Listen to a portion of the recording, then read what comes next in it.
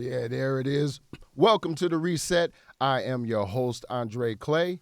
And on today's show, Celebration or Exploitation Part 2, open panel discussion on the APD Juneteenth cop car. Today's show will be a special call-in show when the time permits. That number will be 708-414-0849. Again, that's 708-414-0849. Again, Celebration or Exploitation Part 2.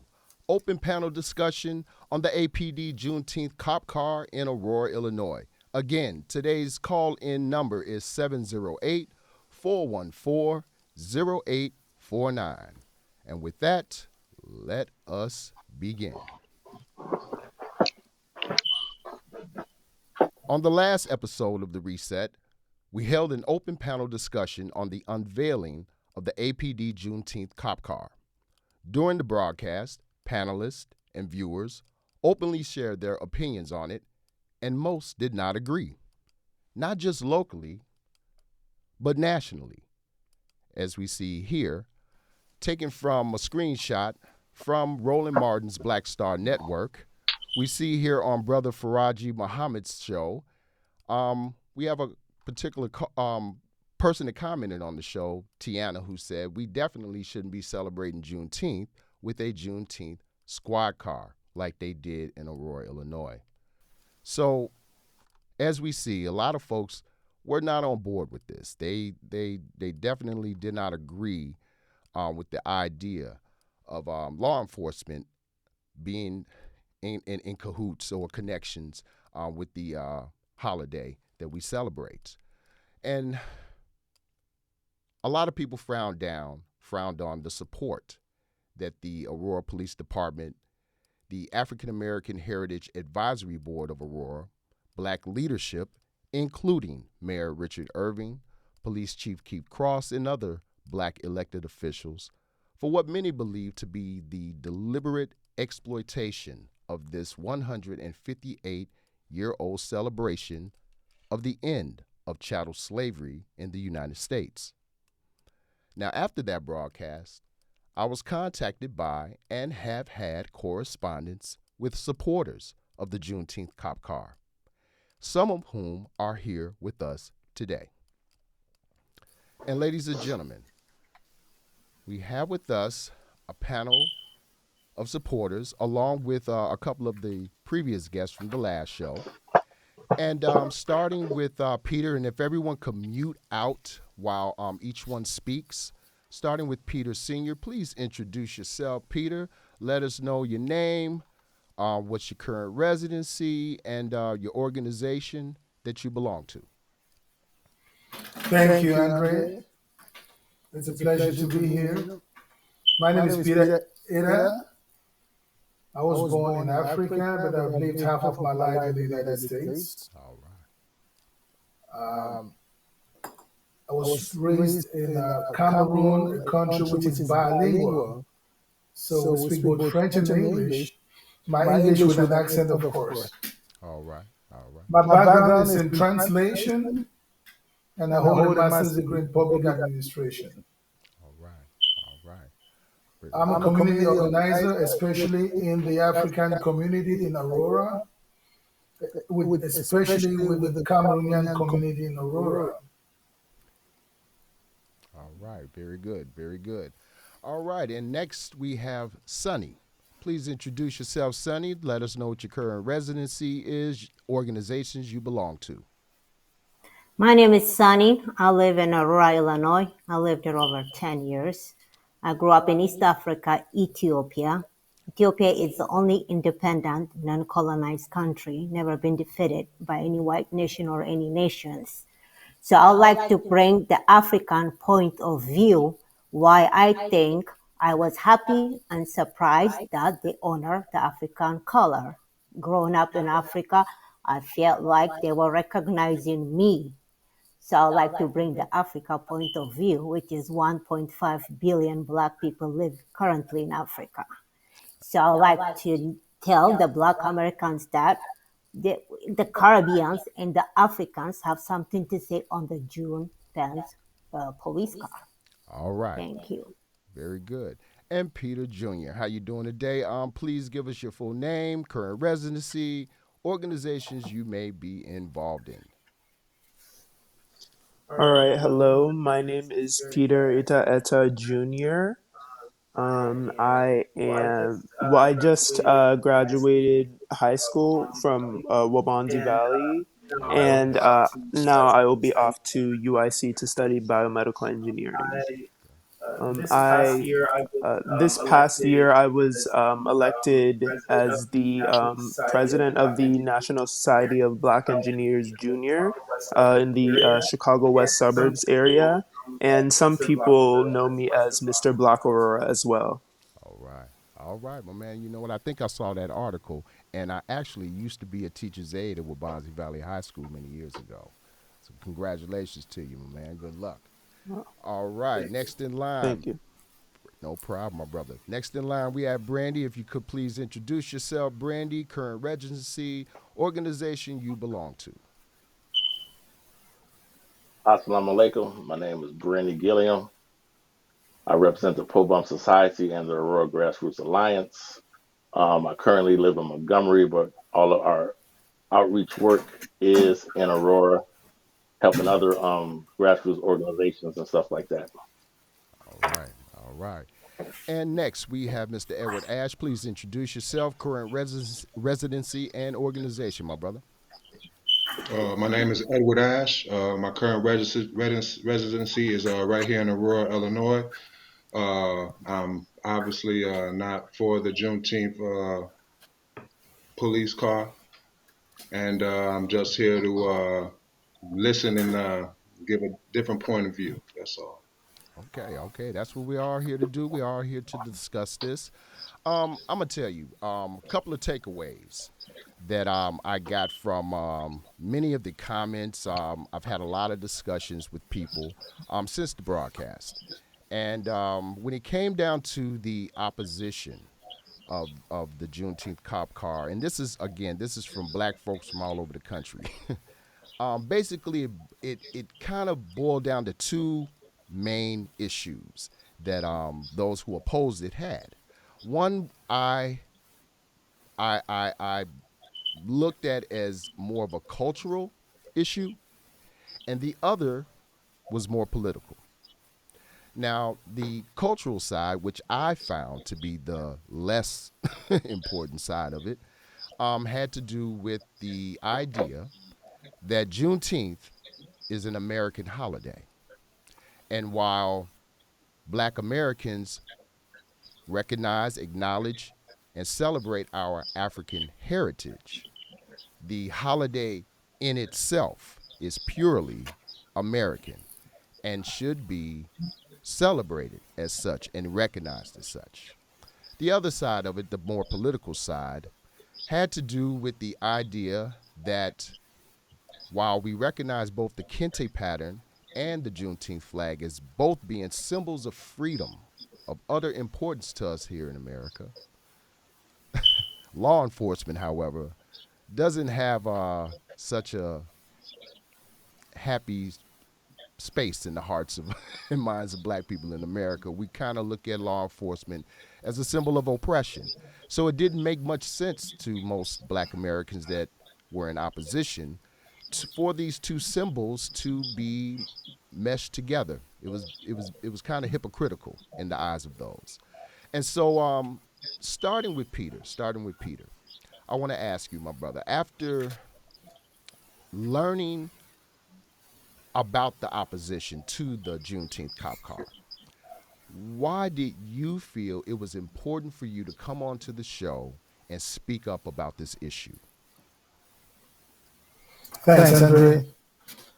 The reason I think it's important to speak out is because, first of all, I acknowledge that we have to be woke. I know that word is being appropriated by people who don't like what it really stands for. But I think that we have to be awakened to everything that's happening around our community, and it gives me great pleasure to know that nothing goes unobserved. But while I understand the opinion of the people who are speaking against what the police generally represent in this country.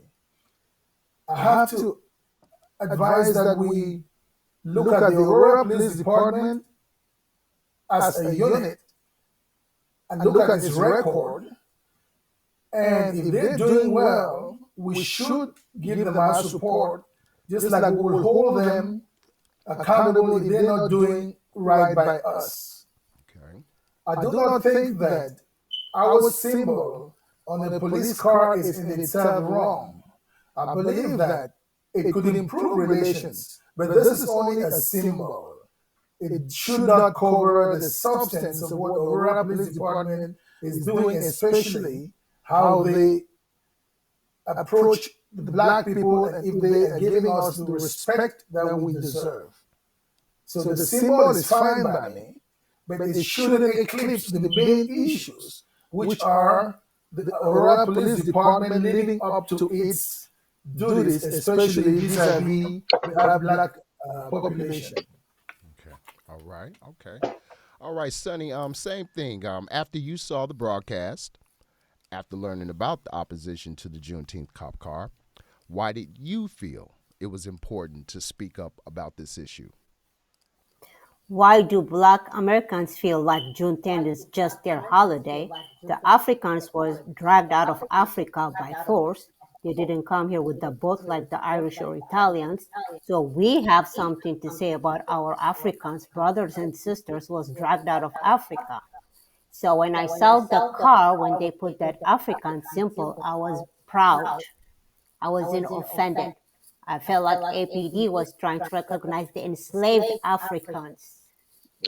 They came out of Africa. So the Caribbean and Africa has something to say.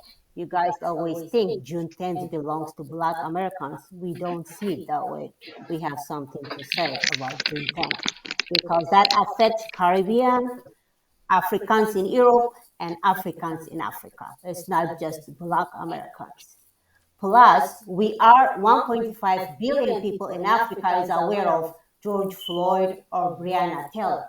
But Black history in the world is not based on George Floyd. One Black man armed got beat up with a police officer. That's not our history. Ethiopia is 5 million years old. I'm the oldest human being on earth. That's the oldest nation in the world. That's the only nation that defeated the white people. So there is pride in Africa. So we do see things different because I've never been colonized. Everything is Black power in Ethiopia, whether the police officer, the president, we don't see no white people. I understand, and we're not ignorant of what Black people went through in America. But I still feel like Juneteenth belongs to Africa too. Okay. It's not a Black American issue because those are the children of Africa that were dragged out of Africa, not Europe. Okay. Very good. And Peter Jr., after you learned about the opposition to the Juneteenth cop car, why did you feel it was important, young man, for you to speak up on this issue? Well, I just think this is like a very nuanced topic because I think a lot of the backlash, especially like the political backlash, is definitely warranted, considering the history of law enforcement. But I also think that this is a chance, especially after 2020 and all of the events that ensued, that this is a chance for local police forces to sort of prove themselves. And I feel as though this is just a pledge that we see we see the Black community as people, and that we will at least put some sort of effort to bettering the system as a whole. Now, do I think that this is necessarily like a way to solve the issue? Do I think that this is a solution to systemic racism? Of course not. There are so many deep-rooted systemic factors that have to be looked at. But I do definitely think this is a start. And I think, if we're taking this from like a negative perspective, we're not really getting anywhere at the end. Okay. Okay. All right. I do have one other question before we get to Brandy and Mr. Ash. Starting with Peter Jr. this time. Um, Specifically, in your opinion, what is it that those who are in opposition, what do you believe they specifically get wrong about being in opposition? Well, for what they get wrong, I would probably speak more on like the social aspect, just because like black people are not a monolith, and it's valid to identify as black, African, and American at once, because they are all still true. Because regardless of if you were born here and if your father or your father's father were born here, you still have African roots at the end of the day. So as a total, if you look at it from like a diaspora like perspective, like we are, yes, we are African, but we are also American, and we must acknowledge both of those, in order to keep the society like keep a balance within society. Gotcha. Gotcha. All right, then. Same. Next Sunday, I want to ask you, what is it? What is it specifically that you believe those Andre, who can I are in cut you off for a second? absolutely. Can I cut you off for a second? The people up in the live are saying that the connection is bad and it keeps cutting out, like it Um. keeps freezing or something. So Okay. just I'm to not. let you know.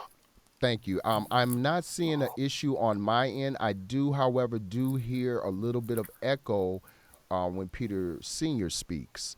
Um, but so far, I think I'm okay. I think I'm okay. And Um, they can't hear the broadcast either. They said the audio. They can hear the broadcast either. I can't hear the broadcast. Wow, because I'm not Yeah. showing any issues here. Okay. Um, let's just keep going because I'm really not seeing much of an issue here. Is everyone still there? Is everyone fine? Say testing. I We see could everyone's hear you. Mm. yeah. Everyone seems to Yeah. be I- okay. I'm We're gonna watching it on my phone and then uh, on my CP, and like it keeps buffering up on it, the CP. So I don't know. I guess that's what everybody it's is saying seeing or whatever.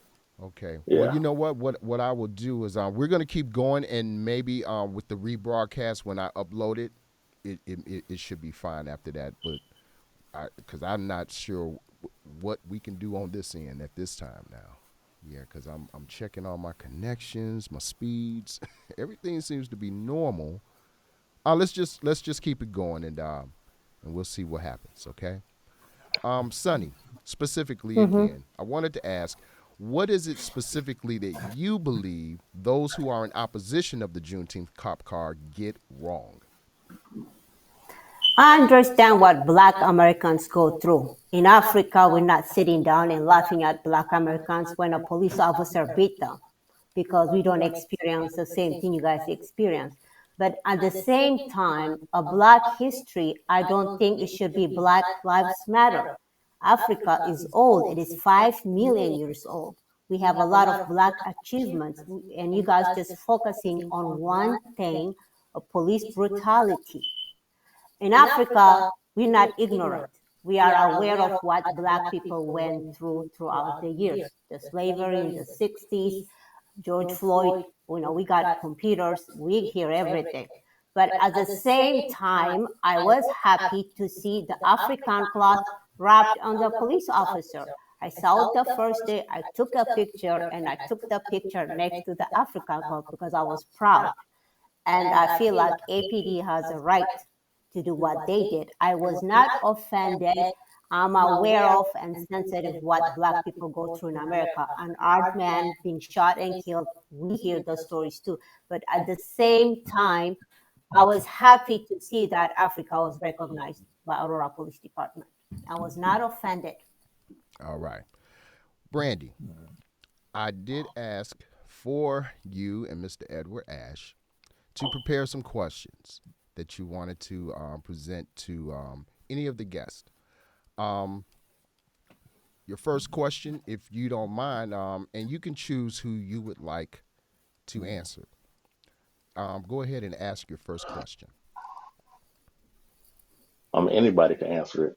All right. Um, in the heat of the George Floyd protests, when America and the rest of the world burned for 2.5 weeks, could any police department in America present a Juneteenth car like the one the APD did and present it to the people? And do you think that would have been received well then?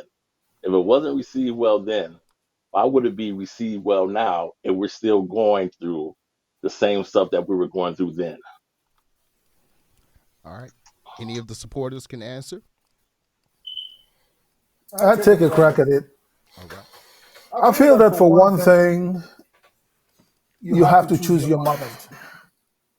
It would have been really offensive for any police department anywhere to want to use an African American symbol. That would have been exploitative.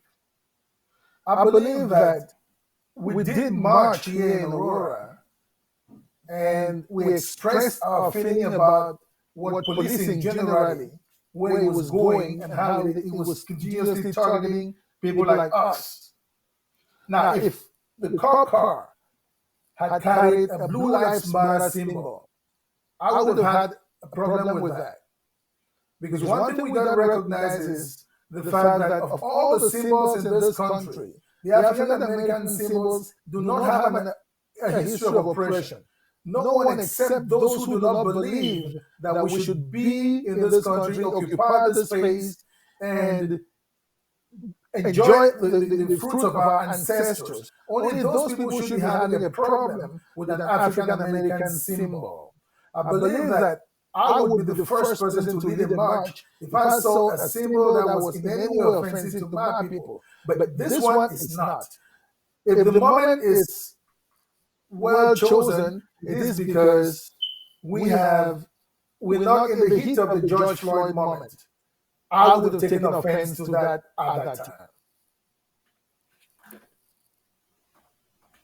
Excuse me. Okay, The Brandy. George Floyd If you, moment. Oh, go ahead. yeah, allow me to facilitate. Brandy, I was gonna come to you, and I wanted to get some feedback from you about Peter's response. Go right ahead.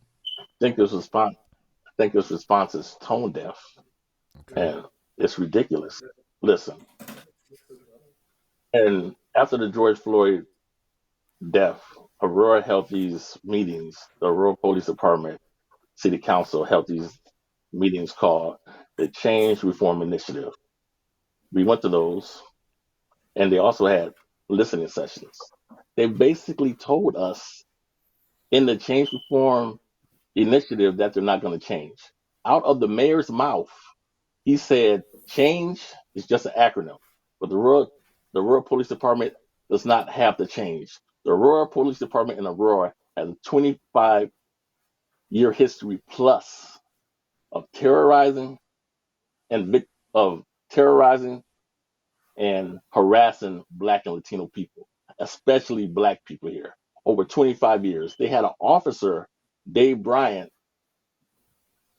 who ran rampant for 25 years and did whatever he wanted to do. There was a newspaper article on him, and out of the 75 complaints, 33 were um, found to be true, that he was a terrorist in Aurora. And so when the Aurora Police Department and the mayor basically tell you that they're not going to change and that it's just an acronym, and then 2 years later, you come out with a squad car with kente cloth, the Juneteenth flag on it, and the Pan African flag on it. That's a symbol without substance. That is a photo op. It's egregious and it's disrespectful to people here up in Aurora. And it's disrespectful to Black people all over the country. So how can you say we need to choose our battles? The battles that we're facing now in America, especially here up in Aurora, is economics plus how the police deal with people. They will look. I'm a member of the Aurora Grassroots Alliance. We met with the police, the chief of police twice and his staff. They basically told us they do not even acknowledge that there is a problem between the police and the black community. So if you don't recognize that there's a problem between the police and the black community, how can you come out with a car and saying you're trying to build bridges? That's hypocrisy. Like you can't go up in a closed room and say there is no problem. Then like you want to come out in public and say like we're trying to build bridges and stuff like that. It doesn't work like that. This Aurora Police Department, they will control the narrative, shift the focus, and then they make the person that's complaining look like he's the bad guy. It's totally ridiculous for them to come out with. You can't name one African revolutionary or one civil rights leader, dead or alive, that would think that car is a good idea. That's ridiculous. You cannot put a German tank in front of a Jewish synagogue and custom wrap it with an Israeli flag and say, we're trying to make progress. They would not stand for it. They would not allow it. So why would we stand for it? All Black right, people hold on a here second. up in Aurora. Go Okay, ahead. I got you. I don't mean to cut you off, but I did want to get Peter's seniors. What are your thoughts about what Brandy was explaining? Were you familiar with the issues with former Officer Bryant and the Aurora Police Department and the Black and Brown communities? Were you familiar with any of the details that Brandy shared? No, I am not. And I know that Brandy is privy to some information which I may not have. I also understand that he's done a lot more work into scrutinizing the work of the Aurora Police Department. And so I have to defer to him when he comes up with the statistics. I must also say that it is the most egregious offenses that make the news. So those of us who just watch the news and read the papers might miss out on a whole lot. But I would want to ask a question to Brandy. At what point do you think the Aurora Police Department could start trying to use symbols from the African American experience? Do you think we will ever get to that point? So should we wait until we believe that policing is perfect? Then we can allow them to use our symbols? Listen, Go ahead, Brandy. Go society ahead and will never answer. be perfect. All right, society will never be perfect, and the police department shouldn't use any African symbols. If the police department really wants to bridge relationships between the black and brown community, first there has to be acknowledgement of what has been done in the past, then there has to be some accountability, and then there has to be atonement.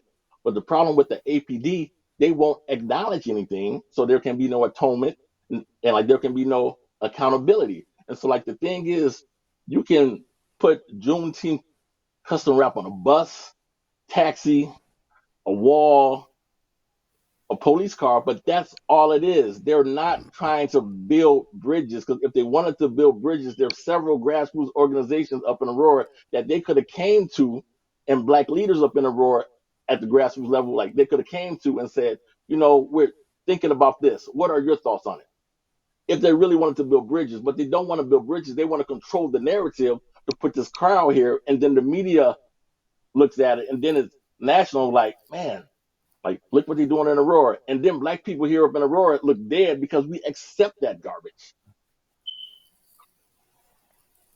I got you. So, Okay. so wait, this is the last thing, Andre. What? So in order to build bridges, if the APD really wanted to build bridges, they have to acknowledge what they've done for the past 25 years. They have to acknowledge that their so-called relationship with the black community has not been a relationship.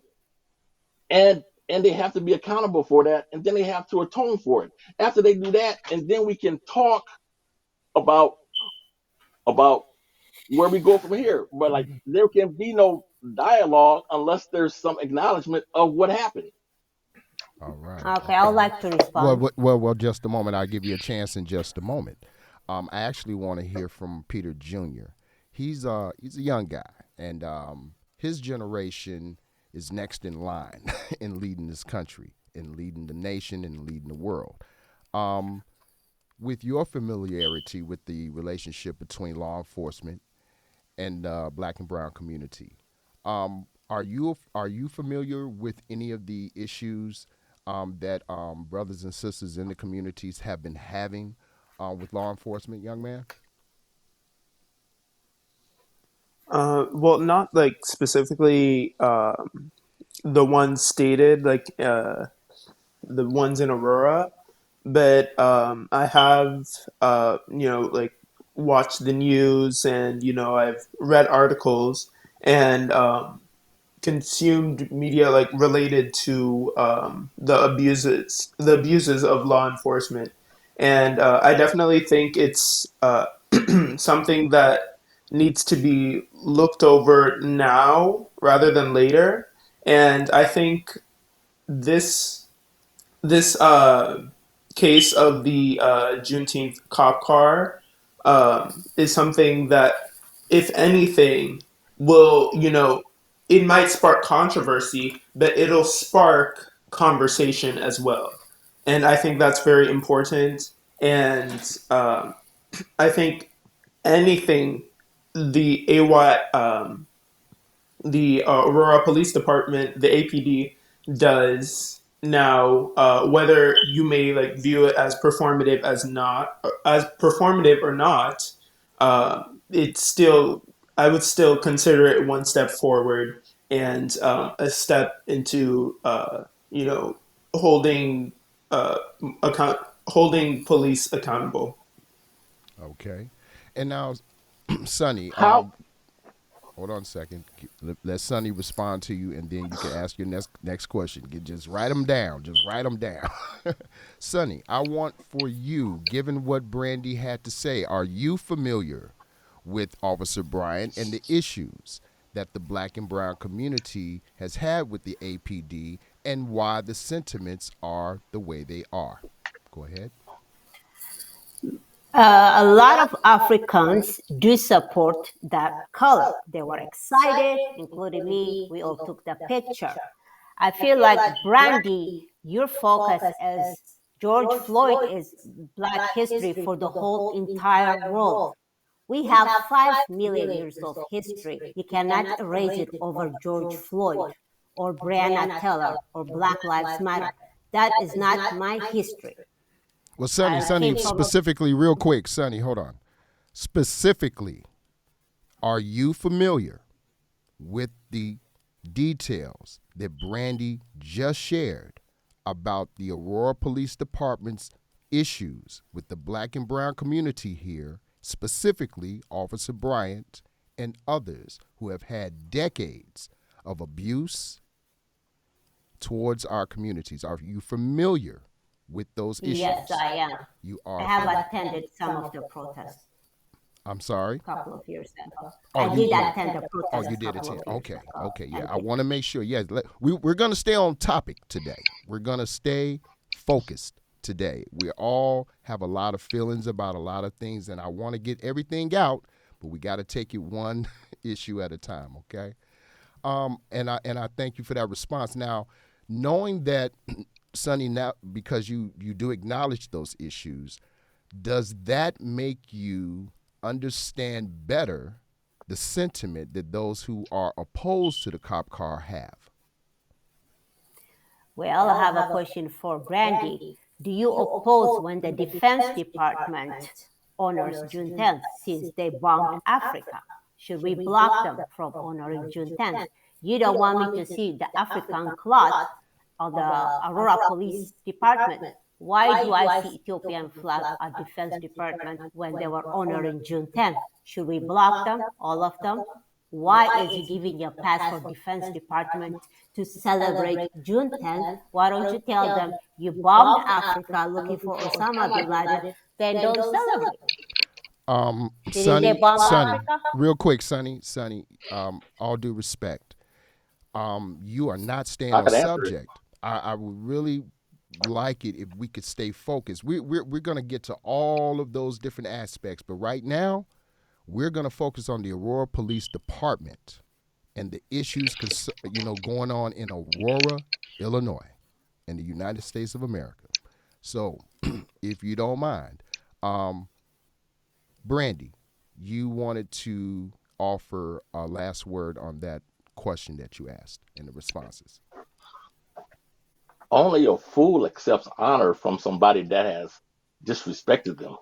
If the Defense Department honors Africa after they bombed it, that's not for me to say. That's for those in Africa to rise up and say that's not right, because it's not right. But if they want to accept it, they want to go along to get along, then hey, eat a popsicle and be happy about it. Okay. Well, all right. Edward Ash, I want you have a questions that you want to have and you want to ask, and then please feel free to address it to any of the panelists that you choose. And I hear some background. I hear some background noise. Okay. Not for me. Everything's quiet around me, but All right. well, really, the first question that I would like to have, just so I can get some insight and some understanding before I start getting into details, I would like to know, of the three people who are for the Juneteenth police car, I would like to know, how many times have you been in the back of a Aurora police car, or how many times have you entailed injustice in Aurora? Sonny Senior. I'm sorry. Peter Senior. I'm sorry, Peter. That question, if you could. Yes, I have been there one time, and that's because of a traffic violation, which Some bad turned into feedback. an altercation. Bad feedback coming from someone. Can you hear me? Yes, I can hear you, but it sounds like it's bad.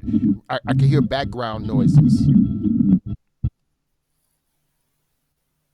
Okay, it's gone. Is it better? It just started up when you started speaking again.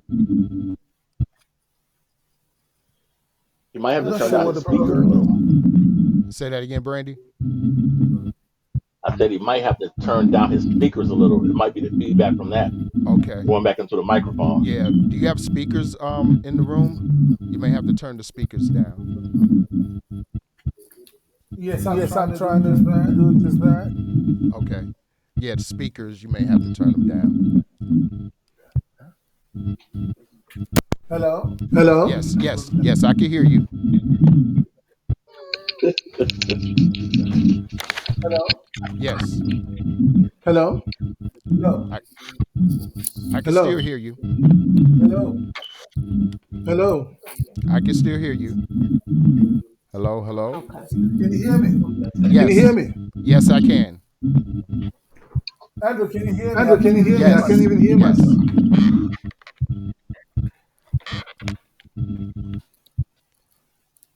Okay. It seems to have gone away, but it keeps coming back momentarily. Yeah. Edward, if you could, let's give. You know what? I'm not sure whose connection it is. No one hears this? Yeah, we hear it. Okay. I just want to make sure You I'm want us, not you want us imagining to things. mute our microphones? You want us to mute Dre? Yeah. Everybody please mute while Edward asks the question again. Thank you. Everyone muted? Yes. Okay, Edward, if you could, brother. Someone is not muted. Someone does not have mute on.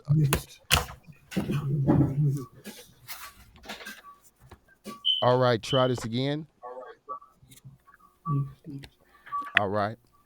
Edward, go ahead and ask your question again, my brother.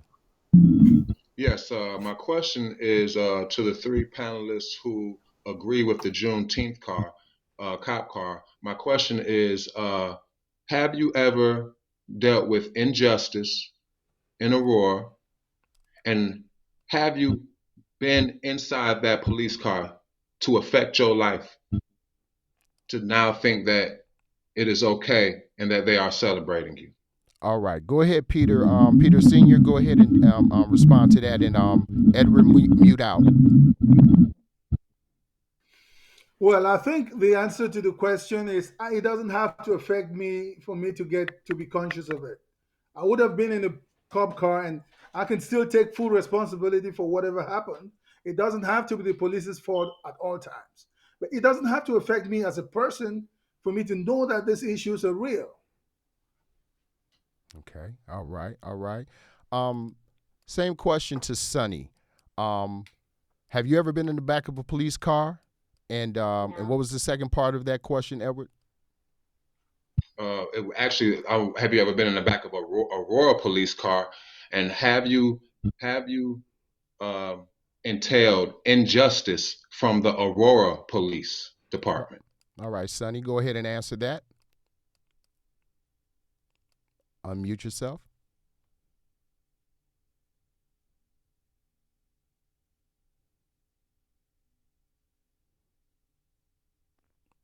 Unmute yourself.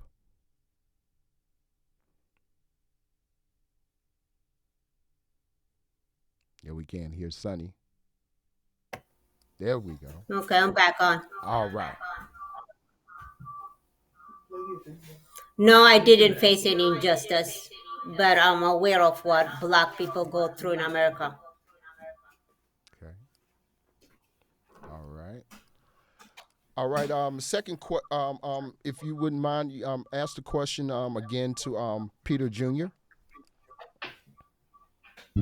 Yes. Actually, my question is: have you ever dealt with injustice by the Aurora Police Department? And also, have you ever been in the back of that police car to now have the feeling that you think that those representations of the flag are representing you? Go ahead, Peter Jr. No, thankfully, I have not been in the back of a police car, of any police car, or one of the Aurora Police Department. Okay. All right. All right. If everyone can mute up, Plug it back in. we have a lot of feedback, guys. A lot of feedback. All right, Brandy. Second question that you have for the guests. What is that question, please? Yeah, I can hear them. Peter, I can hear. If the mayor said at a listening session that the rural police do not have to change because they are doing what they're supposed to do and they're perfect, how does a squad car with kente cloth Juneteenth flag and a Pan African flag on it is supposed to foster relationships between the black and the black community and the rural police department? Sonny, go ahead and take a stab at that. I understand the feeling of Black Americans or people in Aurora, Blacks in Aurora. But my point is, I feel like the slaves came out of Africa. Those are the children of Africa. And the police department have a right to say if they're going to put an African symbol in their car or not. And you guys have to call it Africans and ask us. Do not make it look like it's just a Black American problem. We have a voice too that goes for the Caribbean. I was not offended because I see Black world history on the top of APD. I was not offended. I'm sensitive to what Black people go through in America or in Aurora. But still, they are referring to Africa. And Africans have to be asked how I feel. This is not a Black American issue only. Those are the children of Africa. They were enslaved. And when that car is, when they drive it around Aurora, everybody's forced to look at it and remember the slaves. That is 4th of July for the slaves. That is like an educational tool. It forces people to look at the car when they drive it around and think about Africa. I don't see Japanese flag in it or Italian flag in it. So it's an honor that they put an African things on the top of the car. So everybody will look at it and talk about it in Aurora. All right. Brandy. No, Edward's gone. Brandy, you have a third question as well that hold on a second. Edward asked. There he is. Edward. Okay, I'm he's back. back. Okay. Do you have another question that you would like to ask the panel? Well, actually, the first thing that I would like to say is that I couldn't hear the first gentleman, but it seems like all three of these panelists don't have experience with injustice with the Aurora Police. It seems like all three of these panelists have not been stopped, pulled over, harassed by the Aurora Police.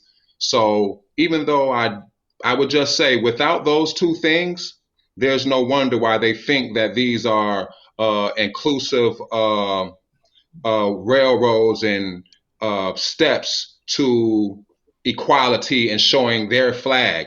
They don't even understand what this is about because they're not affected by it. They're not affected by the Aurora Police Department. They're not affected by injustice by the police or by being put in the police car, by being harassed every day. They're not in the community where they're being affected by what we are against. So these three panelists here don't have the experience. All that they have is the understanding of their own thought process. But they don't have the experience of injustice to be able to speak for the people who have been abused by the Aurora Police Department system. We are the ones who are saying that as having African heritage in our blood, we are also saying that that does not represent us, nor does it represent the Black folks in Aurora, nor does it represent freedom in any way, nor does it represent a ladder to try to understand and to be inclusive within the community to communicate with each other. It represents none of what you all think it represents, and you all do not understand that because you are not affected by the injustice of the Aurora Police Department, nor have you even been in the back of the car to experience the feeling and the threat of injustice here in Aurora, Illinois. Okay. This is not about necessarily about George Floyd. This is about how you treat the community in which we are in. We are in Aurora, Illinois, so I try to keep my focus not necessarily sometimes on other police departments because I don't know what's going on there. But I know what's going on right here in Aurora, Illinois. I've been arrested. My life has been put in jeopardy by the Aurora Police. My life has been put in jeopardy by politicians and also by court, by judges in court. So I have the experience to talk about why I know that flag and that representation of what they put on that Aurora police car does not bridge the gap at all. The three panelists, once again, if I would lastly say, have no experience in injustice in Aurora, as they've said themselves, and have no experience in being pulled over, treated wrongfully by the Aurora police. I almost want to ask, is anybody of those three on the panel, do you all any have a connection with the political side of Aurora or anybody politically?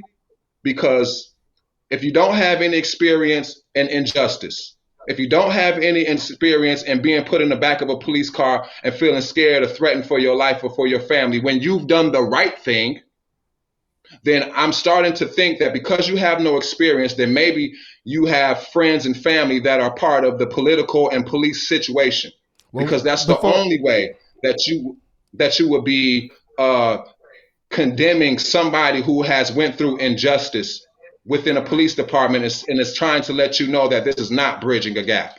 Well, before anyone answers that, we don't want to make the presumption, but I do think that there is some credibility. There is credibility to the idea that because one does not have personal experience with the wrongs of law enforcement and only the knowledge of what law enforcement does that give you as much credibility as someone who has actually experienced? For instance, Sonny, you are a woman. and only a woman can give childbirth. But yet, could a man tell you, oh, labor pains aren't that bad? Of course not, because we've never experienced it. So what do you have to say regarding the idea that experience versus knowledge does not weigh out? What do you say, Peter Sr.? I'm going to start with My you. question to the opposition is, who are you guys to tell me where my African artifacts will be put on in America? We have I nothing to am do with the African. artifacts. We have nothing to do with artifacts. We're going to stay David, focused, ma'am. We're going to stay focused on the issue right now, this topic at hand. That's the Aurora Police Department. And I'm just asking a simple question. What is there any credibility towards the idea that knowledge of versus experience in is not as credible, does not hold as much weight? Is there any credibility to that? no, because Aurora has 200,000 population. So how many people in Aurora were beat up with the police? So that means we don't have any opinions because a police officer didn't beat me up. Well, let me ask It's you this question. 200,000 Let population. me ask you this question like I asked you before. You are a woman and you give childbirth. You can have children. I'm a man. I cannot. Do I have a right? Am I accurate? Am I credible by telling you as a woman, labor pains don't hurt? Is there any credibility No, in me? Why not? Why you not? don't know how it feels. Oh, But wait. Stop. I don't know how it feels. And that's because I've never experienced it. You understand? So why is it that as a woman, you can relate and you can absolutely agree with the idea that knowledge does not trump experience? Because as a woman, you know what labor pains feel like.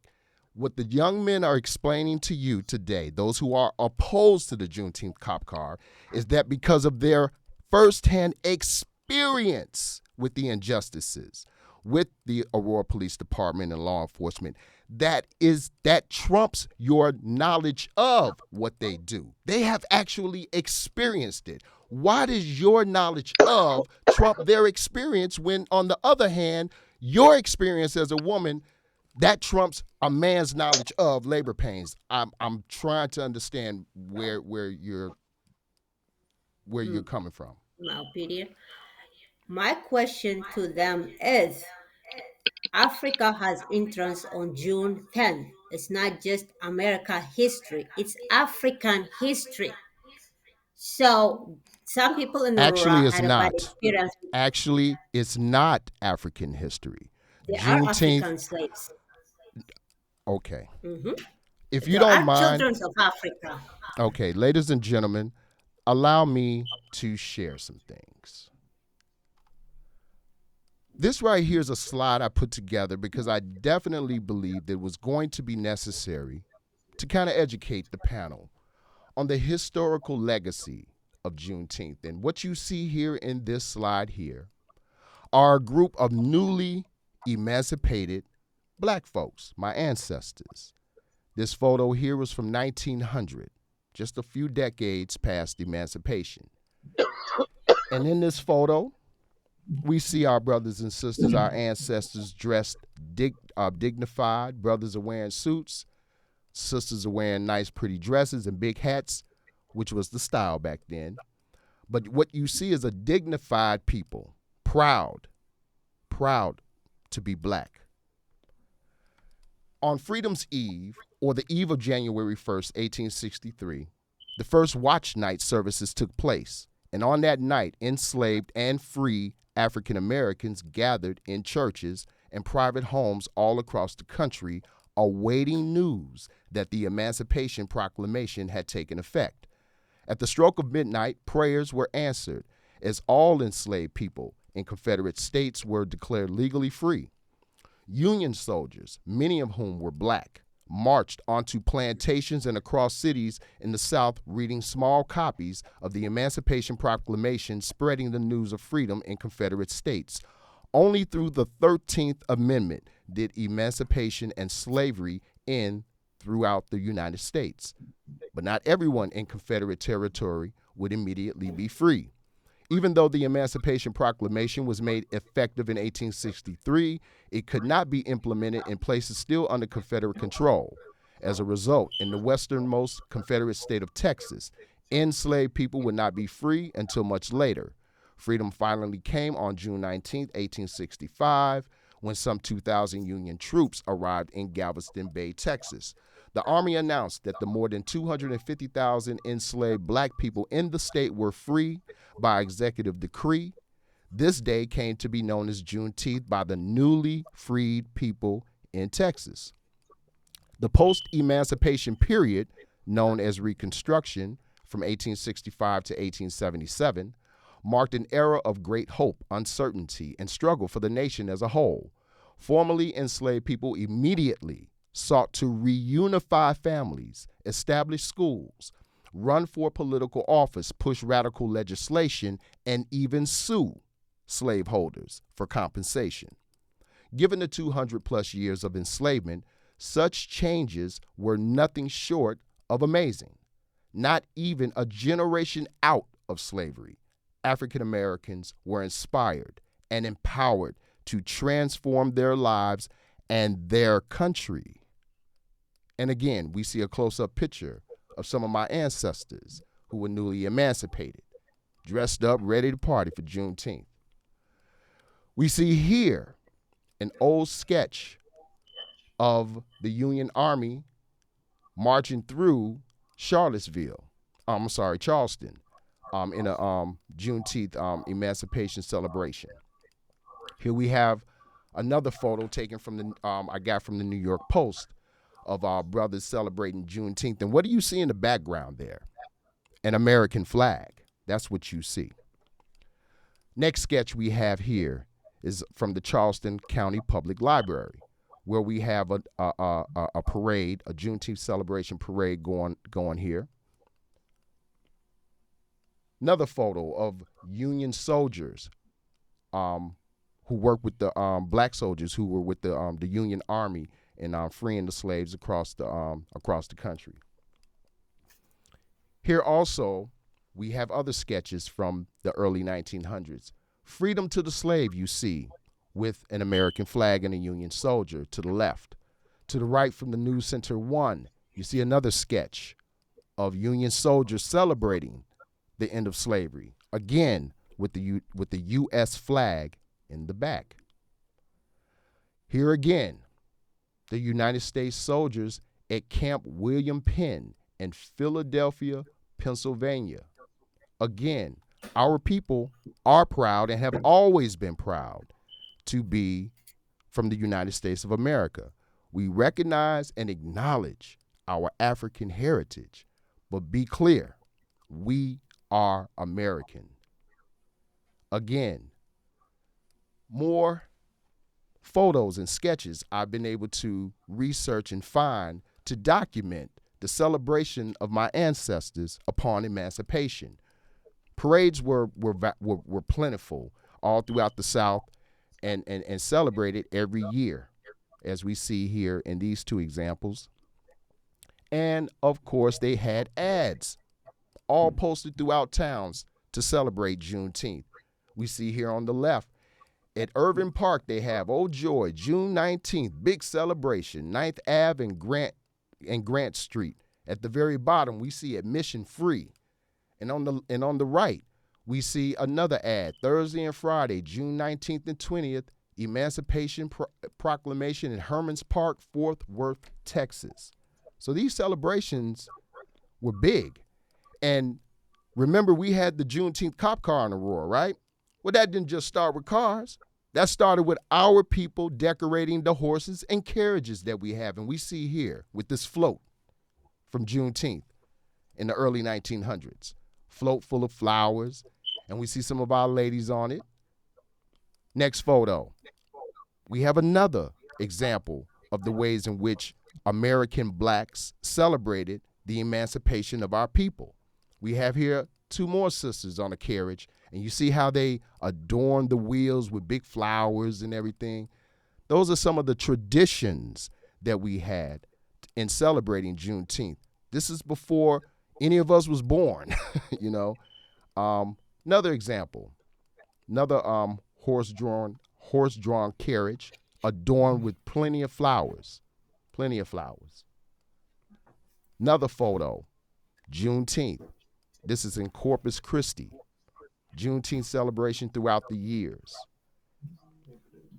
Last couple of photos, another thing. So let Mary folks know this ain't new for her.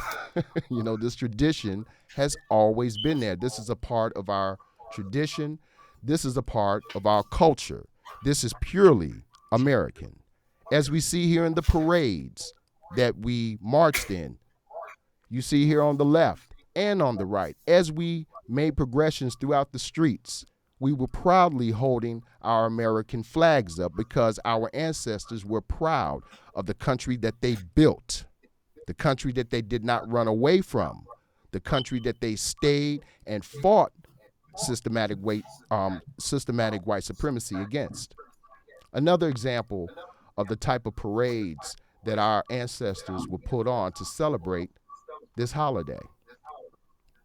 Lastly, in modern times, we hold up the African American flag, if you're not familiar with this. But that's basically how we went about celebrating, you know, Juneteenth. And so, ladies and gentlemen, as we see, I've archived, I've researched, and I pulled up all of these photos, and I've read tons of articles about this. The thing about it is this, and I want for everyone to understand, Juneteenth is an American holiday, and what we want as Black Americans is for everyone to join in the celebration, not shoehorn your culture or shoehorn your political aspirations or agendas into the holiday. It is more sacred to us than that. It is more sacred to us than that, and it should be respected. We want, again, for everyone to join in the celebration with us. You can't tell African Americans how they should celebrate this holiday. No, we tell you. I would never come to Cameroon and tell anyone from Cameroon how they should celebrate any of their festivities. I would never do that. I would just join in, okay? I would never tell anyone how they should redefine anything. I would just join in, and I would try to understand. Because if you don't have the experience, you need to embrace and listen to those who do. And my final proof that Juneteenth is not African, it is American. I want to share with you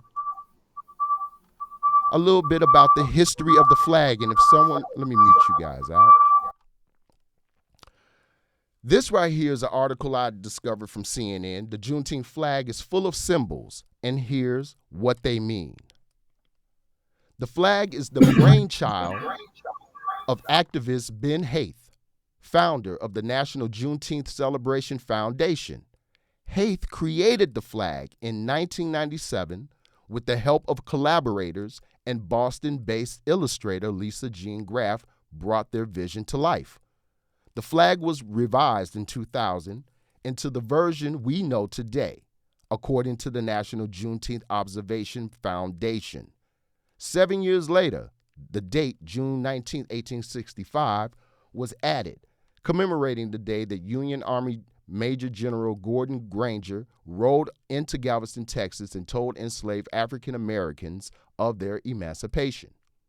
Now, the star that we see on the Juneteenth flag, the white star in the center of the flag has a dual meaning, Haith said. For one, it represents Texas, the Lone Star State. That's an American state. It was in Galveston in 1865, where Union soldiers informed the country's last remaining enslaved people that under the Emancipation Proclamation, issued 2 years earlier, they were free. But the star also goes beyond Texas, representing the freedom of African Americans in all 50 states. Then we have the burst. The bursting outline around the star is inspired by a nova, a term that astronomers use to mean a new star. on the Juneteenth flag. This represents a new beginning for the African Americans of Galveston and throughout the land.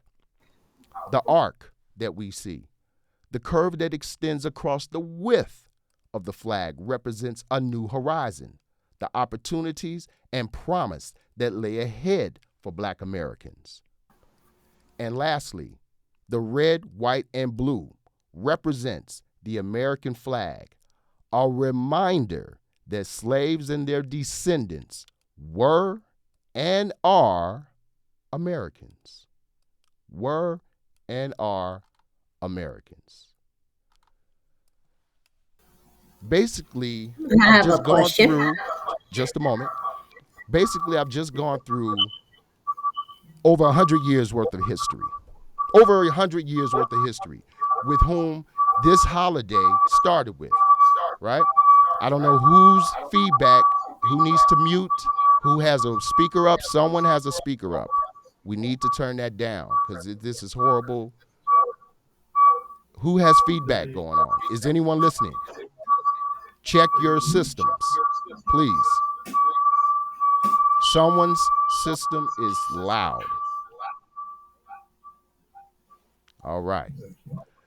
Basically, I've just gone over 100 years worth of history concerning the creation and the celebration of the Juneteenth holiday. Again, we have this feedback. I'm not sure where it's coming from.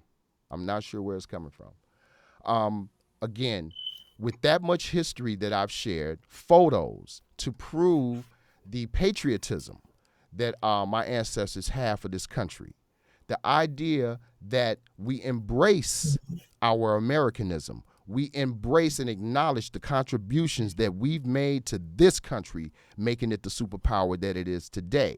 We embrace the struggles that we have put in to make it possible for all peoples to be able to come to this country, because it is through our fights, it is through the deaths of our people that all of this was possible.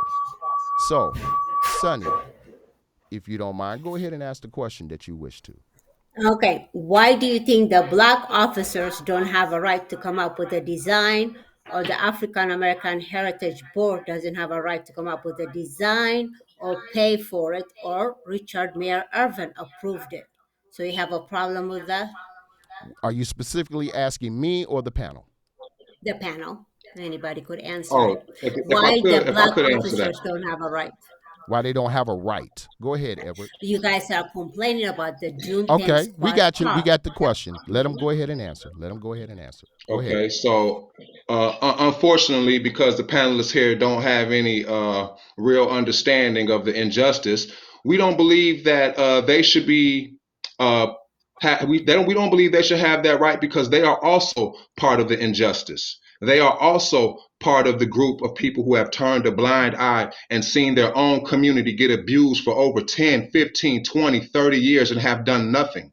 So that is why we don't think that they have the right to put that flag or anything else that represents the Black community, especially here in Aurora, on a police car, because they are part of the injustice. They are part of turning a blind eye, and they have not spoken up for the community, and they are not the leaders. So that is why they are part of the How about problem. my And they, African color? Does he have a right to put my African color on that police car, which I approved it? well, I'm you know not talking what? about the American flag, my African Let me stuff. tell you something. I don't mean to cut you off. But maybe if they affect your life a little bit, and maybe if they put you in the back of that police car more than one time, because I guess you're so perfect, but maybe if you experience some injustice, then maybe you will have a different idea of them putting your flag on the back of that car. Because what you don't understand is that you're a fool, because you're letting them fool you into thinking that what they're doing is representing you, when actually what they're doing is they're laughing at you. So if you don't have the intelligence, or you don't have the experience, or you don't have the understanding to know when somebody is making a fool of you, then I'll let you know. Then I'm telling you right now, they understand that, and you will be made a fool of. But people like me and others on this show, who are conscious, who understand community, who understand injustice, who injustice have happened to, We are the ones that they need to talk to, not people on this panel who have no understanding of injustice and think that a flag is theirs and do not understand the backside and the gray area of how they're making you look like a fool. All right, Okay, let her why do go. I Let have her to go. look at the design that was made by a white man? I only have one black squad car, which I'm proud of, and I took a lot of picture with it, and I'm proud of the design, and especially that African part where I took the picture. That was designer, a black man, hair, black people, black power, black pride. Mayor Richard Irvin, black power, black pride. The black officer who came up with that idea, black power. Why do I have to see 99% of police car running around in Aurora made by a white man? Maybe finally I got something to look at. Black made, black paid. And that is black power. All right, let me speak So on what that. does it Let look me like when they oh put a black man? no, Edward. No. I will speak on this. Sonny, have you listened? Have you truly listened to the sentiments that these gentlemen have expressed about the injustices? Are you understanding that the symbolism, because there is no action behind remedying the issues between the black and brown communities and law enforcement, because there is no action in there? Do you understand why the symbolism is hypocrisy? Do you understand that? I understand what black people go No, through. no. Even I'm not in the asking what Aurora black Police people go Department. through. Hold on, Sonny. You're not answering my questions, honey. I want you to specifically focus on what I'm asking you. I'm asking you, can you not see, can you not understand, relate to the idea that because the Aurora Police Department has not put into real action remedy between the black and brown community, that those symbols are hypocrisy? Do you understand that? Why didn't you come up with the idea, color your car and drive it around Aurora so we can be educated?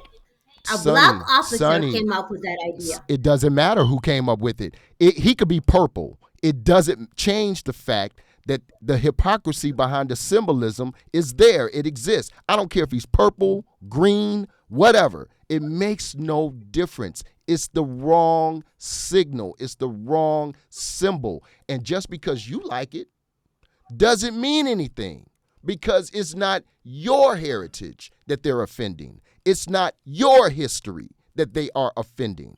It is mine. It's mine. And I don't like that. You must respect that. Now, if I you don't, respect, but I respect no, that he used. no. You don't respect that, because all throughout this entire broadcast, I have had to reel you back in to keep you focused, because you want to talk about everything else but what is at hand. And that is the fact that the black community, not just here in Aurora, all throughout this United States, those of us who are American descendants of slavery, those of us who are foundational black Americans, those of us who are the sons and daughters of the descendants of the freedmen, we truly do understand the hypocrisy behind this. All we're trying to do is try to get you to see this too. It's not good that they did this. I'm not trying to just hate on the police officers. We're not just trying to hate on Richard Irvin or black leadership. No, if it's wrong, it's wrong. The problem is that is not an accurate representation of the relationship between our communities and law enforcement. It's not. That's the truth. No, I don't care about feelings. I don't care about feelings. I care about truth. I don't care about feelings. Yeah, but I want you guys to know that. Go ahead. He wants to come. Go ahead. Go ahead. Well, first of all, Andre, I want to make a few facts clear here today. Your ancestors are my ancestors. If you look at the history of slavery, Peter, your phone is a lot of echo, my brother. A lot of echo. Is it better now? A little bit better. A little bit better. Go ahead. The first thing I want to state here is that your ancestors and my ancestors, Yes. let's get that clear. Yes. Of the people that were taken out of Africa, Yes. there were men who left their kids back and they continued having other kids. So the people who came here and had kids have descendants in Africa today. Yes. Well, let's put that out of the way. Second thing, I take strong exception to the fact that someone, a brother, can accuse me of not being sensitive to the treatment of black people just because I haven't been in a squad car. That is as narrow-minded as it gets. I can tell you that not all the people who marched with Dr. King in the 60s got arrested. Not every last one of them got arrested. But they were aware of the issue. I can tell you this, my brother. My son lives in the city. He drives around every day. I am not unaware of the danger, the risks that accompany him until he gets home. I have family in this town. I have friends, and friends who have family in this town. And I'm a black man in this town. When a squad car is behind me, all sorts of things come to my mind. You want to give the impression that activism is born of hurt and anger and pain. That is not so, my brother. You can be an activist because you are aware of the situation in which you live. You are aware of your environment and your surroundings. That's what gives you the information on which you will react and inform your politics. I'll tell you this. Andre, you started with an analogy that a woman who tells you about birth pains, you cannot argue that because you are not a woman. Well, there are many women who will never experience birth pains. But there are men too who have been OBGYNs, who have dealt with thousands of women and have a very intimate knowledge of what birth pain is. If they ask all the women who come through them and they tell you that the maximum pain they feel is a 7 on 10, I don't think you would disregard that man's experience and say you're not a woman, you cannot speak on this issue. Activism is not only born of hurt and pain, it is also born of awareness. I have been in South Africa when Nelson Mandela did not react with a sense of emotional pain and trauma. You have to be bigger than the emotions. If everything you're telling me here is informed by the fact that someday you were thrown in a car, and since then, everything you see that relates to the police just brings up this cognitive dissonance, I'm going to tell you, my brother, we're not going to do anywhere with that. I am as involved in this issue as the next guy. I don't have to be in the car to know the pain that the brothers feel. When I for George Floyd, it wasn't because he's my brother from the same mother, but it's my brother because we go through the same things in this country. So do not disregard my experience and do not discount my activism because I don't speak out of a situation of hurt. I speak from a place of reason because I'm hurt, but I don't get emotional. All right. If you don't mind, I can't help but be emotional because I'm very passionate about this subject. I'm very passionate about my country, and I'm very passionate about my history.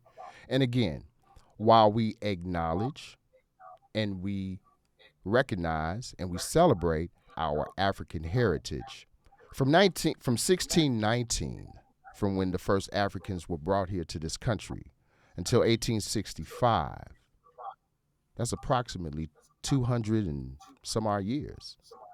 After 246 years, I believe it is, something like that, we are clearly culturally not African. Not culturally. Blood, we are. Absolutely. Culturally, we are not. We are not. So again, all I'm asking is that for those who are not American descendants of slavery, the celebration the holiday that we invented here in America because of the newly freed ancestors of mine, can we not understand? I guess I'm not understanding why the sentiments of those of us who are the direct descendants who can clearly see the hypocrisy in this. I don't understand why you do not. I don't understand because I will answer. Oh, okay, help me out. Okay, I am African. I'm East African, Ethiopian. What drew me to that car was they put the African Right, symbol. right, Yes, that's what. It's not only me, the Africans who live in Aurora, we right. all ran and took a picture. I'll be I know. honest, I saw and the you. other Africans too, because Aurora PD put that African symbol, which was the idea came out of a black officer. If it was all American flag, I wouldn't take a picture. I wouldn't even look at it. What drew me to that car was the African symbol. We ran to the car and took a picture because I have a feeling toward Africa. I understand Because the that. African heritage honored Africa. The black officer honored Africa. Mayor Richard, he approved it. Right. But do So you I'm understand? happy. I Do wanted you you wanted to know my opinion. Yeah, I'm but do happy you because of the African symbol. sure. But do you wait, understand, may I Sonny? interject? Sure, Or sure. when you're Go ahead. done? Okay, real quick, real quick. Sonny, do you understand that that was done deliberately to garner your support without, in exchange, doing anything substantive to mend relationships? Okay, would you guys would have feel better if he had Black Lives Matter I on would have that felt car? better if they had not had anything on it at all. No black anything. Nothing on Okay, it. it will be Nothing. offensive to you guys even if they No, it had. wouldn't have. No, I'm trying to explain to you, ma'am. Aurora Police Department should have had nothing on it. They should not have been a part of it. This is a celebration of the emancipation and freedom of my ancestors. Has nothing to do with Juneteenth. As a matter of fact, the history of law enforcement is in the slave patrols. The slave patrols were commissioned to go and capture my ancestors when they ran off the plantations. So why would we want to align ourselves with the historical oppressors in that way? I'm trying to show you. It doesn't matter the little peace offering, the olive branch that they offer the African community, because we're trying to warn you, this is not good. It is empty symbolism because there is nothing substantive that has been done to mend the relationships. Go ahead, Peter Jr. Can I say something before Peter Jr. jumps in, please? Sure, go ahead. Here's my thing, Andrew. The Sani tried to make this point, but it was just brushed aside. It was black officers in the Aurora Police Department that made this choice. I know. And they have some accomplishments within that department that we can celebrate in as much as we hold the Aurora Police Department's feet to the fire. Now, here's the thing. You keep giving me the impression that you don't believe that I belong in this discussion at all. Because I couldn't hear you. I couldn't hear you one more time. Because you still have a lot of echo. I'm really struggling to hear all your words. Is it better now? Yes, it is.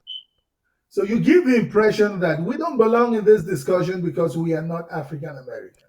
No, But I want to ask you, how about the African Americans in the police department who decided that they want to use this as a way to bridge, even if just symbolically, the gap between the population and the police department? My answer Now, to this in itself doesn't accomplish anything. You can ignore it like I did. You can celebrate it like Sunny did. You can criticize it like my brothers here did. And I can respect that. But at every time you see an African American who does something on the side of any of those traditionally oppressive symbols, you take offense like they don't have a right to express their own opinion. I would ask you, my three brothers, why would you listen to anything that comes out of United States Congress when it is that same Congress that decided that we were 3/5 of a man?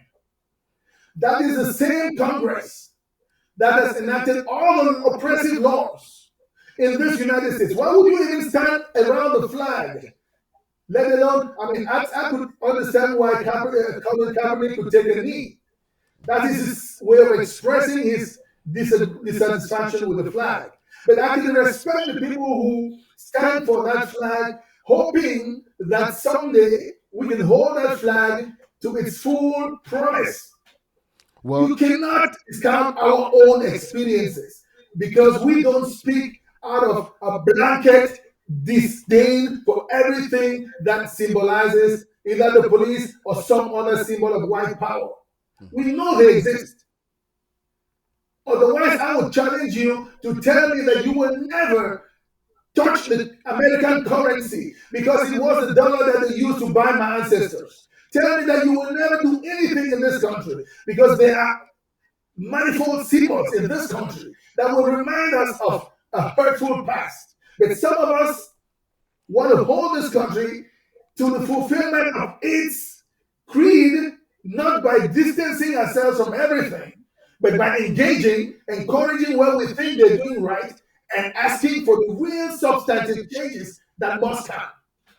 All right. Could I respond? First of all, I would like to explain. It doesn't matter that a black officer came up with this idea because the black officer works for the very organization that oppresses my people. So therefore, he oppresses my people. It's no different than when the 5 black officers beat to death that young man in Memphis. Just because they were black, it doesn't matter. They work for the same organization that works to oppress our people. It doesn't matter. And the fact that a black person even thought of the idea, what it should show you is their lack of understanding of the history of Juneteenth, and it should also show you how out of touch they are with the sentiments of the majority of black Americans. See, what I'm going to tell you, this is what, in my opinion, this is what should have happened. Those who came up with this idea, before they went through with it, they should have contacted any of the black activists, and they know them, who have their ears to the street, and asked them, hey, you guys think you could take a quick Facebook poll maybe and find out if the public would be on board, would be in agreement with the idea of this Juneteenth flag on a cop car? Take a poll, and they would have found out. Once they would have found out, they shouldn't have never done it. Now, when it comes down to dealing with the white government, this American flag, let's not be disingenuous. The reason that African Americans embrace our patriotism is because we fought and died for this country. We have blood in the soil here. I don't know how to explain it beyond, this is our home. This is my home. And we're going to feel a certain way. Now, our relationship with white America, we all know how complicated it is. But you know what we still do to this very day? We fight the injustices. We fight the misrepresentation. We fight the empty symbolism. We fight the benign neglect. We have to fight those things. We can't allow ourselves to embrace those things. And we know that because our brothers and sisters who come here from other countries, we know that you don't have the history here. We know that you don't know this white man as better than we do. You don't, because we live next to this motherfucker for over 450 years. Excuse my French. We live right next to him. We know him. We know him better. See, most countries, y'all see him from a distance. You experience him from a distance. We see him right up close and personal, and we have for the last 450 years.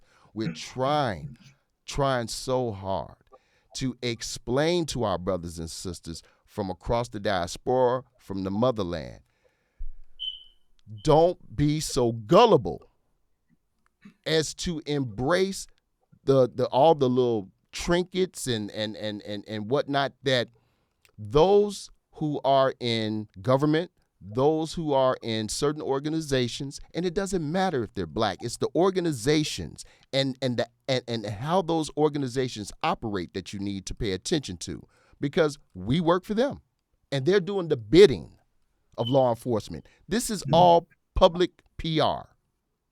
That's all this Juneteenth cop car was. It was public PR for the Aurora Police Department, the advisory board, and everybody else who took pictures with their frat signs in front of the Juneteenth car. This did nothing for the black community in Aurora. This did nothing. And to me, it's the black community that should be the focus. It's the black community. Well, I'd like to respond. Oh. The reason that we don't have the same experiences, we fought the white man, we won. We never been colonized by white people. You won. So, yes, how's I don't Ethiopia have the doing same today? Experience that How's you do. Ethiopia doing today? And why aren't you there if it's doing so well?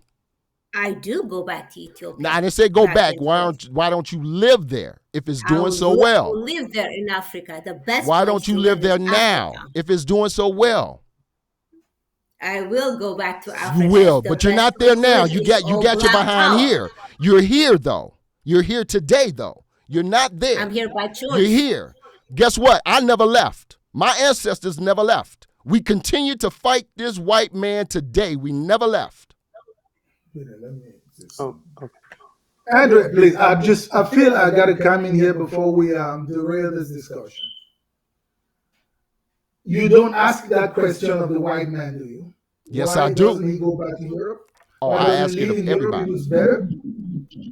I don't hear you asking that question of the black or the white man. But You've never watched. You don't know me. You don't know me, Peter. You don't know me. Can I say something? I think I know Mr. that. Cliff? No, you don't know ask me. an African. You don't know If me. you can ask an African, it's like this African doesn't have a right to be here. They do. No, I've never said We that. are here. You, of course, you have a right to be here. My people fought for you to come here. We have no problem with that. My issue is that you do not align yourselves with us. That's the problem. No, You don't here's align another yourselves. You align yourselves Here's with why I wanted to make a point. Okay. You believe that the three of us here who don't have a problem with the Juneteenth, the flag, the African American flag on the Juneteenth cover, you think we represent Africans? No, I think you represent. No, I think you represent white supremacy. You just did that. Can you allow me, please? Andre, I want you to give me a moment, please. Okay. You just assumed that the three of us here represent the entire African or diaspora perspective. No, I did not. No, I did You not. asked for people. I You never specifically did. asked for people who either support or do not oppose what happened on Juneteenth, and here they are. Do not think that we represent the entire African diaspora. Mm-hmm. Second thing, I've been living in this country longer than many Americans have been born. Mm-hmm. And I know because I'm conscious. I came here as an adult. So for every of the 20-something years I have been here, I have been a conscious 20-something year old and have had 20-something years of experience. That's better than an American who's born here and is 21 years old. They don't know what I know. And you're not trying to discount my experience because you think I came from Africa. No. I know the issues here better than many African Americans. I respect your view. What I'm asking is for you to respect mine, as well as those African Americans who want to celebrate what is going on. You have your opinion. You do not think that you may call them coons. I've heard that many times. But it takes a certain engagement and a certain ability to overlook certain things which I might describe as petty, because they hurt no one. They are symbols that are meant to change the opinions. They can only change the opinions of fools. I can look at that thing and smile and walk on. Because I don't celebrate it, it doesn't mean I oppose it. Because I don't celebrate it, it doesn't mean I oppose everyone who does. They have their own way of looking at things. Sometimes you do not let the perfect be the enemy of the good. And that's everything you're telling me here. is the fact that if you don't take exception with every single thing you That's see, not what I and said. there is no such thing as an African perspective. That's not These true. are the opinions of three people invited here because they don't have a problem with that flag, but you keep making a generalization, which I take exception to. What All right, I'd like generalizations did I to make? touch on like some topics that were presented Okay, previously. go ahead, man. Go ahead, All Peter. right, so I don't really appreciate the amount of pessimism presented by the other side of the panel, just because I feel like you're almost portraying either side as like polar opposites. But I really think what we're trying to do here is find a middle ground. And I think that me saying that this is a step forward is not necessarily saying that I'm in support of the Aurora Police Department. It's not necessarily saying that what they did was the best decision by any means at all. Obviously, it didn't have much substance. I mean, it's paint. But the thing is that, let's say, after all of this backlash, they decide to cover up that cop car. What happens? Nothing has happened. But if you take that cop car with a Juneteenth flag as a reason to hold the Aurora Police Department accountable, then something can happen. Because what we've learned through long years, decades even, of fighting is that change starts from a chain reaction. Okay, all right So, then. Edward Ash, would you like to go? Would you like to say something before Brandy? Man, it's only thing I would say is you got some people need to get knowledgeable. Some people need to understand what's really going on. I don't think you all have a grasp of actually what's happening. So your conversation is not as necessarily based on anything. You guys are trying to play the middle ground, and you can say, why do we stand up for the flag, but you can't understand why that flag and those representations of the black community and the black people are not correct. So that lets me know there that you're smart enough to understand some things wrong in America, but you're not smart enough to understand how that same symbolism on a Royal Police car affects the black community and is a mockery. So that lets me know that you three have altered intentions. That's what you guys have. You all don't have an opinion. You're here to stir the pot up. You can't figure out what's going on. Your conversation is not direct, and we're telling you that the Aurora Police have and continue, if they're black, green, white, Mexican, purple, blue, or green, to oppress the black, for sure, community and the brown community. There is no bridge to come across. There is no gap to mend. This is trickery. This is foolery. And the only thing that this is meant to do, which they have displayed, they have done with you three and others, is fool you guys to thinking that this is something positive, when actually it is something that makes you look like an outright fool by respecting what they do. Because you all have too much pride in the actual flag and not understanding what the representation of why they use that flag against you. So the problem is that you three, with all due respect, need to get more knowledge, need to get more understanding, and you need to get more 10 toes down on the ground where people are being affected by injustice, not thinking that because you're black, you can see and understand. Because you seeing and understanding doesn't mean anything when it comes to you being put behind bars for no reason. Doesn't mean anything when you, for 20 years, how many times have you been pulled over by the police? Your son has never been pulled over by the police. And this young lady right here says she's been here for 10, 15 years. You don't have been done no injustice to the police from the police. So, of course, your opinion based on why the flag is okay is why you have it, because you have no experience in injustice. The people who do not agree with that flag being on that police car understand the injustice in the system. They understand the injustice in Aurora Police, and they understand that just because you're black does not mean that you are not a sellout, which means that doesn't mean you have not sold out your community and the people around you that look like you. So I think all three of you need to understand what we're saying, what's going on and how they're making you look like a fool because you have not the true understanding. Brandy, what are your thoughts, real quick, on the exchanges that we've had so far? You're muted, my brother.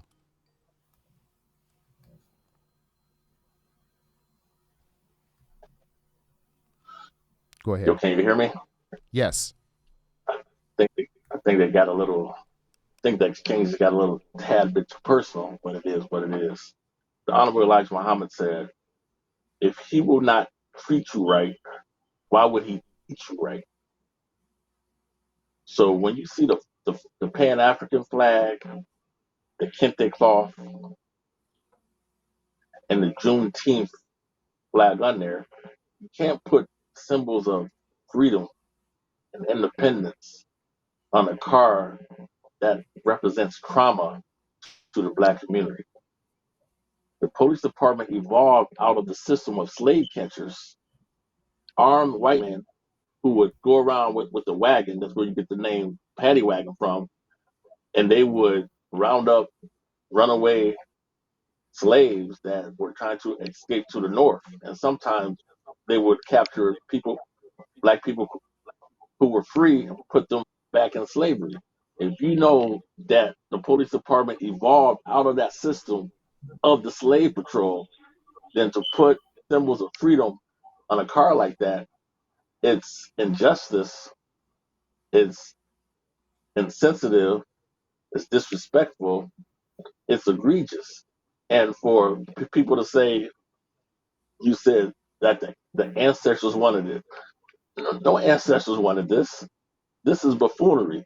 Excuse my language. This is nigga shit. It's it's it's it's sad. It's sad that we want to represent something. I don't even know. You Well, know I what? tell you what. I'm I just tell gonna you say what. this. Then well, I'm just gonna say this trick, Clay. Then like I get off the mic. Black people in Aurora are so happy to take pictures with the alderman, take pictures with the mayor, or get a butter biscuit from City Hall. That when it comes to black issues and what affect us, nobody can speak truth to power. We want to be so close to white people that thank you, thank you, thank you. You said that black officers had a right to put the flags on the car. No, they don't. A right has to be earned. In the last 30 years of the police department dealing with black people in Aurora, where have they earned that right to put those flags and symbols of freedom and independence on a cop car? You can't do that because they haven't earned that because they haven't tried to earn it. Even when we spoke to them privately, they said to my face, there is no problem. So if the mayor says the Rural Police Department doesn't have to change, it's just an acronym. And then the chief of police says there is no problem in the community with the police department and the black community. And then they put a car like this that's a photo op and it's a sham. And so what you can like it if you want to. I don't care if you like it. I don't care if you take pictures with it. Do what you want to do with it. But just know that that car is egregious and it's offensive and it's insensitive to black people who have been in the back of those cars being beat, spit on, cursed out, and called niggas and stuff like that. So it's really insensitive and it really affects us because it's a sign of it's a trigger for trauma in the black community to see a police car come down the street. And so having a flag on a car that doesn't build bridges, that doesn't advance the conversation, that does nothing. It's a photo op. That's all it is. And like we need to stop being so complacent and accepting everything that politicians and the police department give to black people and say, like we're building bridges. You do not build bridges with symbolism. You build bridges with tangible items and substance. You build bridges by acknowledging what happened, making atonement, and holding people accountable, and then you can move on. But that has not happened in the history of the Royal Police Department. So how can we have a police car with symbols, black symbols, African symbols of justice and freedom on it, but you want to say, no, like we're happy about it. Only a slave is happy to be next to master. And we should not be happy to be next to those symbols on a police car. We can be happy about the symbol, but what about the history that came with the symbol? Like the history of black people here up in Aurora, the history of the police department dealing with black people. We can't praise the symbol and deny the history. And that's what some of y'all are doing. You want to praise the symbol, but you want to deny the history. Everything that the Aurora Police Department does is not bad. It's not. I feel that police officers, they are heroes because when they walk out the door, they don't know if they're going to come back or not. That's right. But I don't have a problem with the Aurora Police Department. I have a problem with those who abuse their power in the Aurora Police Department. And that's what we're dealing with, the abuse of power. And by that car, you cannot have black people in positions of power like the mayor, the chief of police, the African American Advisory Board.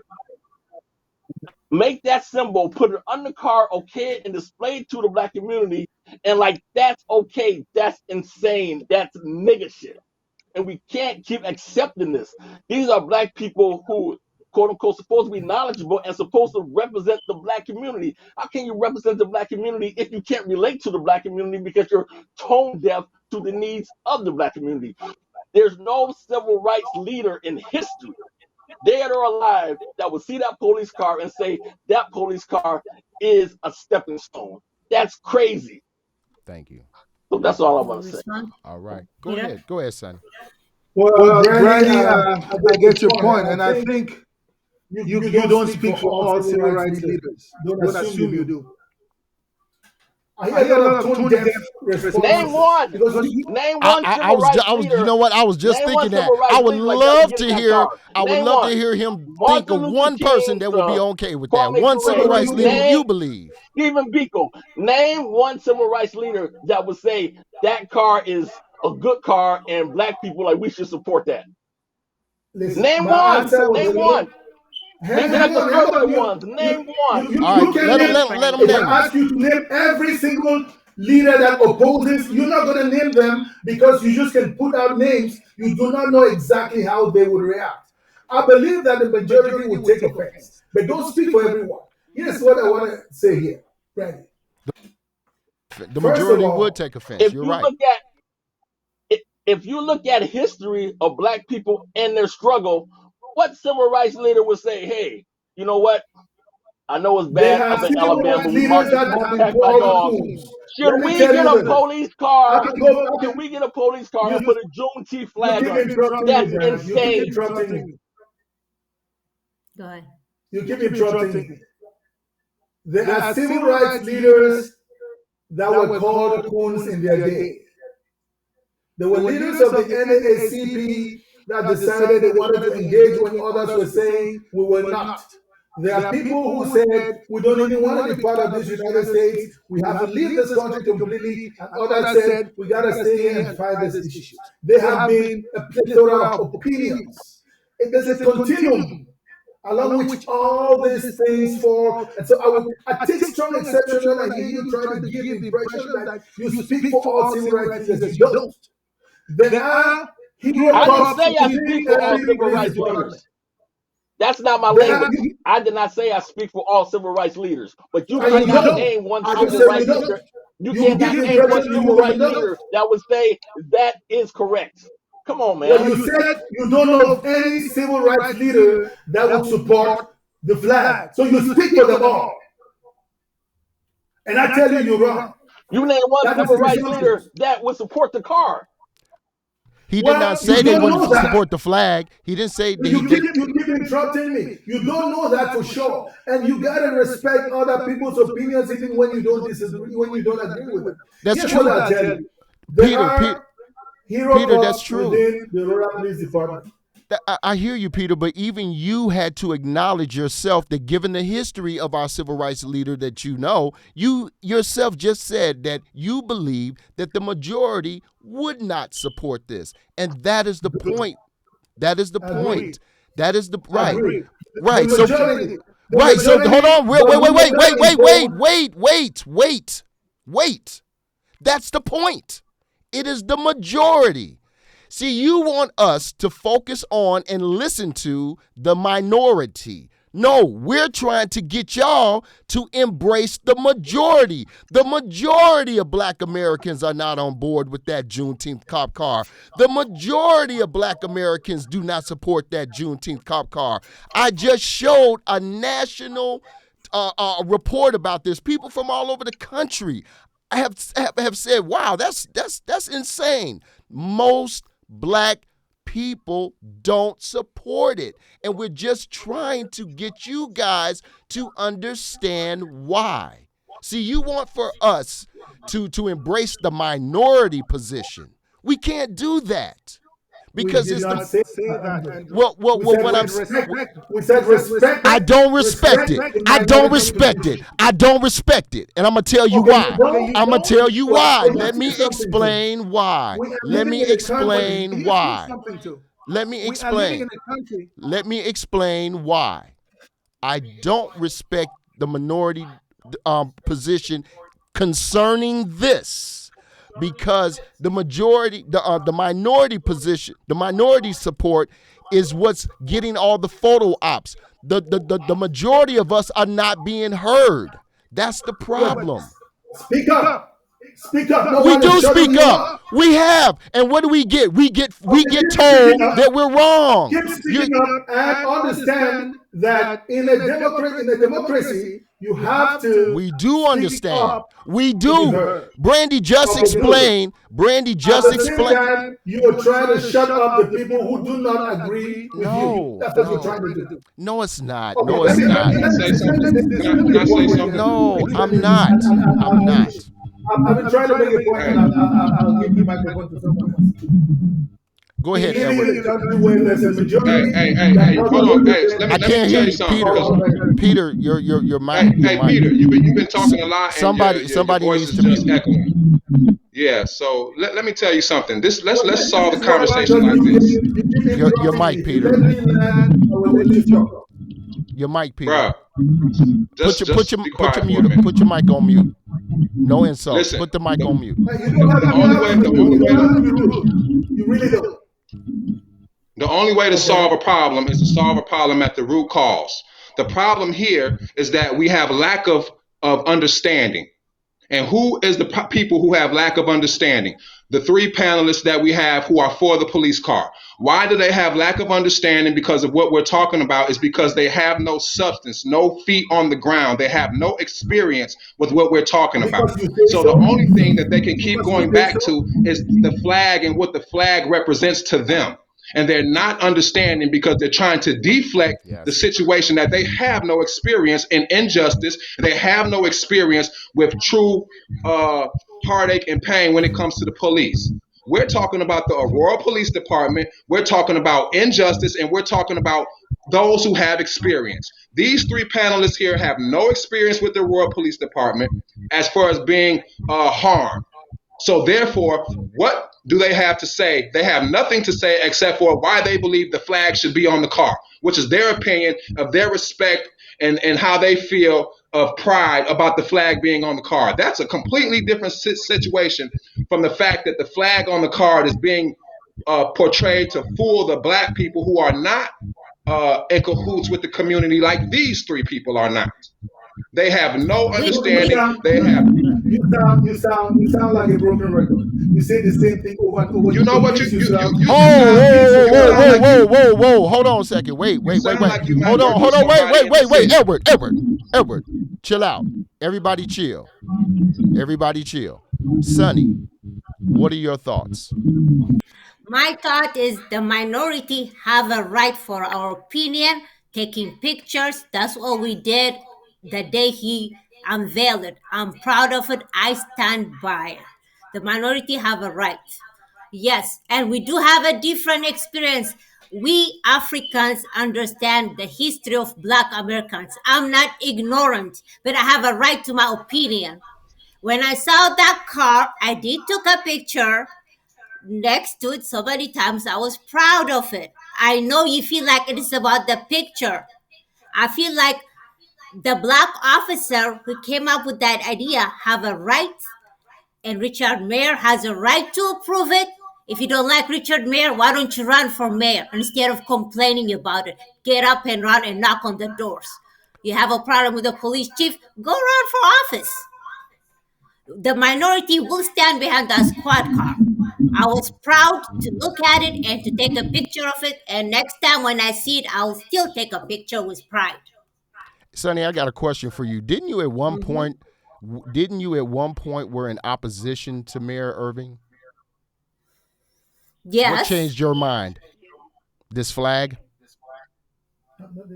What changed your mind about Richard Irving? It's true, I'm curious. What changed your mind, Sonny, about Richard Irving? Because at first you were opposed to him, but now you support him. At first, what changed your mind? I did work for him What on changed the your campaign. mind? What changed your mind? John was from Africa. When I saw his flyer, African, I jumped on it. That's the truth. Oh, okay. John last year was African, so yes, that's the truth. Whoever is African. So it wasn't about African Americans or support for the black community. It was because John is from Africa. That's the reason I changed. See, you're basically to John because he was right. African. See. This is the issue right here, real quick. This is the issue. What you guys have really shown the viewers and everyone here on the panel is that you are biased.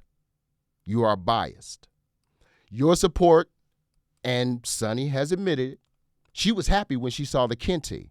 She acknowledges the Black American history, but admits we have no emotional connection, right? So therefore, when you saw the symbolism, oh, that's the acknowledgement of Africa. You were happy about this. See, what you guys fall for is what Black Americans in this country used to fall for, and that was the empty symbolism. We used to think that because they offered a little representation to us that they were on board. This is the trick that the Democrats always pull. Remember, years ago, we used to call Bill Clinton the first black president. Why? Because he was the only president that was willing to even say the word African American. And he came on a African American show. And he played the saxophone. He played jazz music. And because he did those symbolic gestures, black people came out in droves and voted for him. Look at Barack Obama, the first black president of the United States. We voted for him just because he's black. In a lot of ways, it's because he's black. But then once he was in office, he did nothing specifically to advance black Americans. So I guess the point I'm trying to make to you guys is that it appears as if you're cool with the symbolism. You're cool with that. You don't have a problem with that. But we're trying to suggest that substance means more. And unless there's real substance there, symbolism means nothing and it should not be celebrated. What are your thoughts on that? Did you ask everyone? Anyone can answer. I'm fine with that. Okay. Here's the thing, Andre. You make so many assumptions. What assumption did I make? Speaks for herself. And I She spoke doesn't to have a Sonny. problem with the flag. She celebrated it. What assumption did I make? Have a problem. I am so curious about that. Real quick, Peter. Hold I don't have on. a problem with it, What and I assumption? ignored it. What assumption did I make? You asked what? First of all, the Aurora Police Department has so many things wrong, but when they get it right, you can acknowledge it. You give a nod to them and say, okay, well, short of you and everyone else saying that we have to disband the police. Who's saying that? Who's saying the that? solution to policing is in America. Because here's the thing. When we get a black police chief, we think we have recorded progress, that he can understand our issues better. When we get a black police chief who goes on to appoint many other people into positions of authority within the police department, we think that is progress. But as far as you guys are concerned, the police was born of the slave patrols, a history which we happen to know. Hello, we know the history too. But we understand that in spite of the fact that these people have consistently done wrong, when they do right, we either nod or, in my case, I have no problem because it is an empty symbol which doesn't move the needle one way or the other, if you ask me. Only a fool would think that that symbol means there has been progress. And speak for yourself. When you think that someone is fooled by that, you may be the fool. I am not fooled. I don't have a problem with it, but I don't celebrate it like Sandy does. I don't. But I don't have a problem, and I understand why someone does. I respect that. We're living in a country where there's a majority that doesn't always respect the view of the minority. That's why we are where we are. That's why Alexander de Tocqueville said that democracy is the dictatorship of the majority. And that is wrong. That's what you were doing, imposing the will of the people who do not like the symbol on those who do. It's our holiday. It's our holiday. This is our holiday. We own it. This is our holiday. You are in my... Hold on, brother. Hold on, brother. Listen to what I'm saying. Something good about the police department. They are listen. Saying, Listen. The individual success. Peter. There are black people who go through the same experiences. But you want to sit here and say they cannot have it right because... No, I never said that. With the police. Listen, Peter, listen, Peter. But you criticize even the symbol that they think may show the presence. There are hero cops within the Aurora Police Department, black or white. There are road cops in every police department. Yeah. But if you could say the symbol is there for the few good men, I can understand why someone wants to celebrate it. It's not. You cannot deny them that right. And you I never would. Listen, this is America, and you have the right to do anything. It's not about whether to me, this has nothing to do with whether or not they have the right to do it. It has to do with accuracy. It has to do with honesty. This has to do with integrity. And this is what we're not seeing, Peter. I don't understand why before I go there, you brought up the success of a black person. An individual black person's success does not necessarily mean success for the collective. Just because Keith Cross became the police chief, if he is doing nothing to mend the relationship between the police department and the black community, then he is ineffective in his leadership position, and he should not be celebrated. I don't celebrate you just because you advance in a title. I don't celebrate you just because you advance in a certain position. Yes, I celebrate your individual success, but your success in that position is contingent upon how well you operate with the majority. And so far, the APD has done a horrible job in being able to properly engage and remedy the relationships between itself and the black and brown communities. See, I understand what you're saying, Peter. It doesn't mean anything one way to you or another, and that's understandable. It does to us because this is our history. You know our history, but we experienced the history. You know the history. You keep saying that as if to tell me that I cannot be part of the conversation. No. What I'm saying is that we want you to understand. No, I'm asking you to understand. I'm asking you to understand our position. Understand because I don't oppose. Listen, because you've never been in the back of a police car or had injustice. He's never been. He's never been. We know you don't understand because you've never dealt with injustice. Hold on, wait a minute. I'm not at your house. We're not your child. We say you don't understand because you've never dealt with injustice in Aurora with the Aurora police, nor have you ever been in the back of a police car multiple times, so you don't have any understanding. That is a very narrow definition of understanding injustice. And you can understand injustice if you understand injustice, then you would not have been okay with that symbolism. Okay, but who said that being in the back of a police car is somehow the epitome of injustice, when we all know that the system is deep-rooted, which means that it's everywhere. Just living in this country as a black person is enough to have a nuanced understanding of what's going on. Yes, it is. I agree with you, young man. I agree. And truth be told, it is not the epitome of injustice. I think the narrative that Mr. Ash is giving, that's from his personal experience. We all acknowledge the injustices that law enforcement has had on black and brown communities. The point that we're making is you don't align yourselves culturally with them until they fix it. Until they fix it. You don't reward them with your allyship until they fix it. That's what we're trying to get you guys to understand. Do you think that's plausible in your lifetime? Yes. How? Really? Well, it will be through legislation because, see, we have to hold police accountable. That's going to be through... We have been saying that for centuries. And what until has happened? How old are you, young man? 18. All right. Do you vote?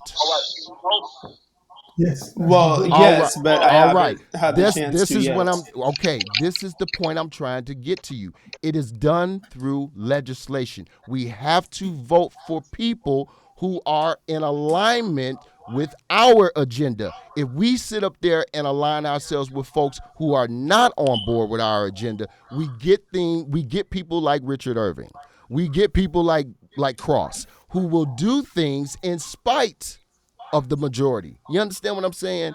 So in order to fix it, we have to elect those and put into office those people who understand it and are willing to fight to reform police. Okay, but election season isn't for a while, so what do we do in the meantime?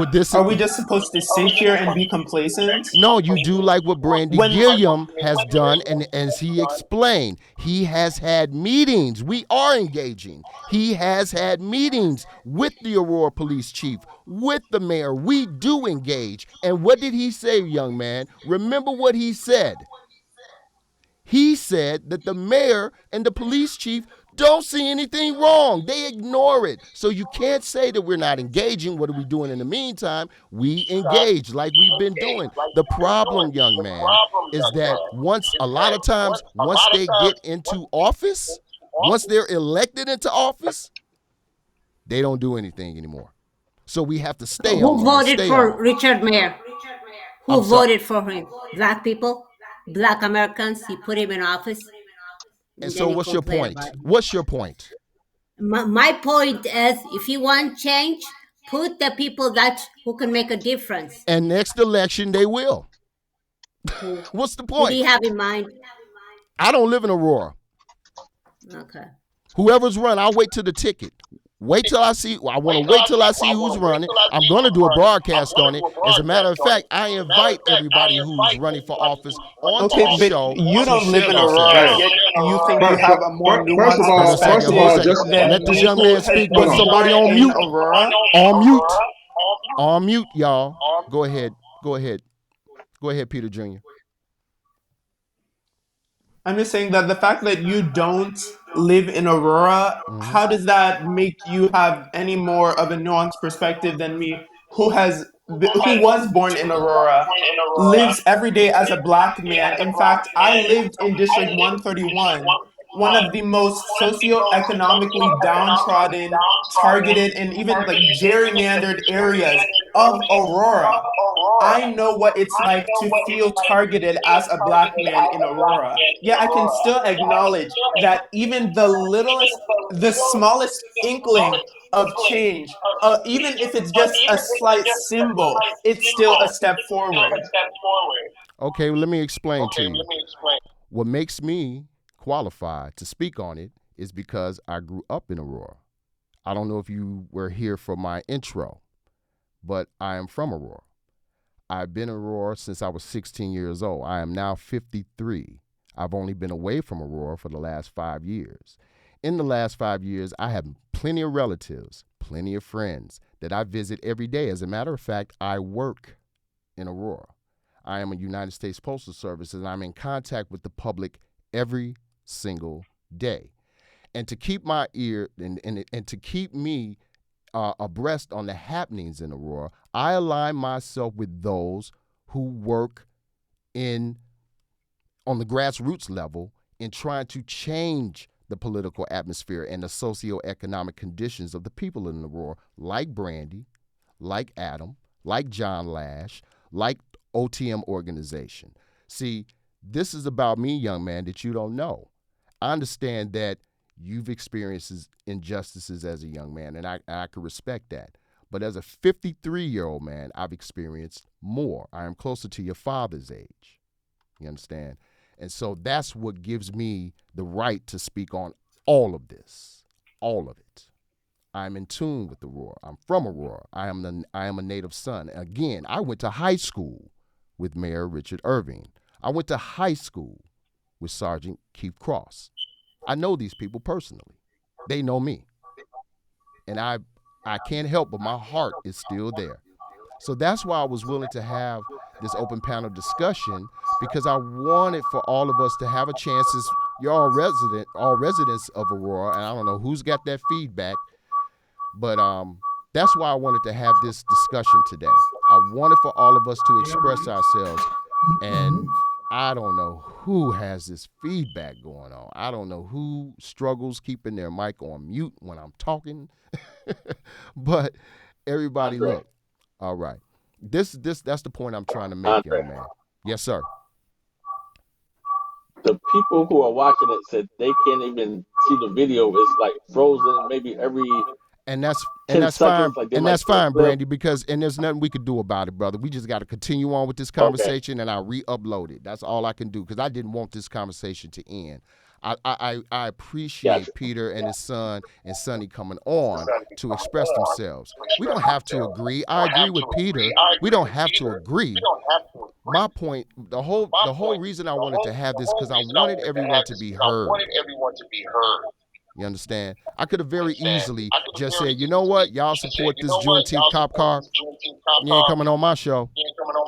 I don't even want to hear from you. I'm not like that. I want to hear from you, but I want an understanding to be had. I don't want us to ignore each other. I don't want us to, throw aside, each other's opinion. Not at all. I don't know who's got this feedback. It's some serious feedback. I don't know who it is. Let me. If I could say something, go ahead. During the show, I've heard the other side give examples, like the young gentleman just said. How can you speak on Aurora if you don't live there? Well, then what he's saying that is that your mic, Edward? Is that your mic? No, sir. Okay. Go ahead. So once again, I've heard the other panelists who are for the cop car, Juneteenth cop car, give examples like the young gentleman just said. How can you give an opinion if you're not from Aurora? Right. So what he's basically doing is saying, if you don't have the experience, then how can you give an opinion? Exactly. So that is exactly what I'm saying. How's your experience? Hold on. Excuse me. Considering that you don't live in Aurora. Excuse me. So, as I say, you don't have the experience. Let him finish. You can come back, Peter. You can come back, Peter. Excuse me. I haven't talked very much, but let me talk, please. Thank you. So, once again, the young gentleman just asked Mr. Clay, how can he speak about it? And Mr. Clay told him, because I'm from Aurora. The young gentleman was basically questioning his how much he has been involved, right? Which is the same thing that I'm saying about you three. You all have no experience. Wait a minute, Peter. I am not your son. Be quiet. He said, how is your opinion not valid? I am not your son. Be quiet. I'm speaking. Thank you. So once again, if you all can make an example like that, then that means you understand what's going on. And right now, what you're trying to do is you're trying to throw a wrench in the machine. If that young boy understands to ask a grown man, how can he speak upon something and then get an answer because I have experience, then he should also understand, because he's never been in back of a police car and he's never dealt with injustice in a Aurora Police Department, nor have either of the other two of you, then you all should understand that you have no standing in this conversation except for why you like your flag on the car. All right. You have no experience, neither one of you. There's nothing else to be said. None of you all have experience. None of you all have injustice with the Aurora Police Department. None of you all have real 10 toes down on the ground and being affected. All of you all are well taken care of. All of you all lives have not been affected, or you wouldn't feel the way you feel. So you are not going to throw a wrench in the game and try to down the voice of the real black community who are speaking up about injustice. All right, That Peter, is go not ahead and going to happen. And respond. I'm going to stop it right now. All right, go ahead and Can I respond, answer Peter. that? Go ahead. You want to answer? Everyone else mute while Peter talks. Go ahead, Peter. So again, I'm trying to tone down the rhetoric here, but when I hear stuff like he just said, I feel like he doesn't even listen when people talk. This thing is more nuanced than you think you're making it. I said I don't have a problem with it, and I respect those who do. I respect the fact that I ignore that symbol because it's not worthy of my time. I can invest my time in more substantive issues. I couldn't take up a lot of space trying to argue about something that I can just look and ignore. It did not fool me. Understand this. It's a little more nuanced than you think. We don't all support the flag, even if one of us does. I said it doesn't make a difference to me. And I could also tell you, like I said, that there are good cops, even within the Aurora Police Department, for whom that flag could represent the work they do. Okay? Not every cop is a bad cop. So there are Who good went cops. off on mute? I ask the question here. How do you fix policing in America? We put black people in positions of authority, but because they don't change the whole culture of policing overnight, you say that is nothing and we should disregard it completely. And I tell you, no. Sometimes progress is incremental. Now, short of completely wiping out all police departments, there is no moment at which you're going to be able to engage with the police department because the only thing that's stuck in your mind is the history from which the police department evolved. We know that history too. But we know that change can come incrementally. It could be because we put in police officers of color and black police officers especially who understand the issue. And if, like Andre says, Who's a black unmuted? mayor doesn't, if a black mayor doesn't represent the views of black people, we will vote him out. I'm all for that. I did not vote for Richard Irving, and I lost my respect for him when he ran as a Republican for Congress for Senate. Governor. That is for governor. I'm sorry. That is my Hold on a opinion. second. Here we go. But if he does right, in Soon as as much as Peter I may gets not done. agree with him, I may not have voted for him, but if he does right, I'm going to shake his hand for the one thing that he does right. When you come with that blanket idea that the police, as long as it is the heir to the slave patrols, we will never associate with the police, I tell you, you are counterproductive. Okay. All right. Well, before you get to your point, I do have a caller on the line. Caller, what's your name and what is it that you would like to add to the conversation? Okay, my name is Mary Folks, and I am a community advocate here in Aurora. I know most of the people on the panel. All right. Unfortunately, I couldn't hear everything that was being said because the connection was very poor, so I decided to call in. So if I repeat something, please forgive me. But what I've heard so far, since I've actually been on the phone waiting to come in, and I want to state this, is that now I come from an era where that I've had involvement with the Aurora Police Department. During the time when I was a strong activist in Aurora, I was caught in a situation with people, over 100 people, seeing something that went wrong with me on the east side of Aurora. When it came to me going to court, no one stood up. I come from an era of trying, and I'm saying I, because I don't want to mention other people's names and stuff like that. However, come from an era where right there on the east side is vacant lots, doing events with police officers. During the 90s, during the late 90s, coming into 2000, early 2000s, up to 2005, 2006, in an era where the gangs were so bad in Aurora, where the police weren't doing their job, where we in that community was saying that the police was the problem and the police were the gangs and things like that. So we started from the community talking about grassroots, talking about putting yourself in a place where you thought that the people were ready. You thought they were ready to stand up. You thought, but see, I'm going to go here.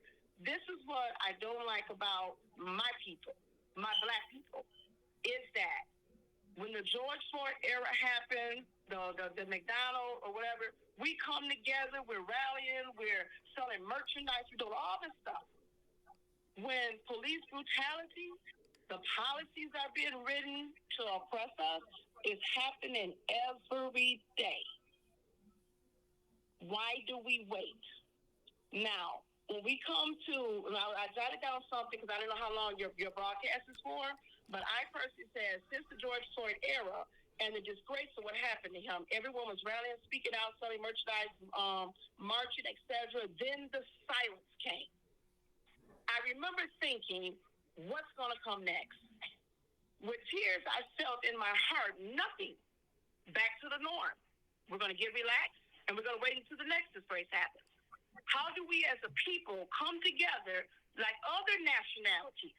I'm very diverse. I'm with a lot of different nationalities. I see it, and I know it can happen. I know what's possible. I know what was possible when I was younger, but what was happening then ain't happening now.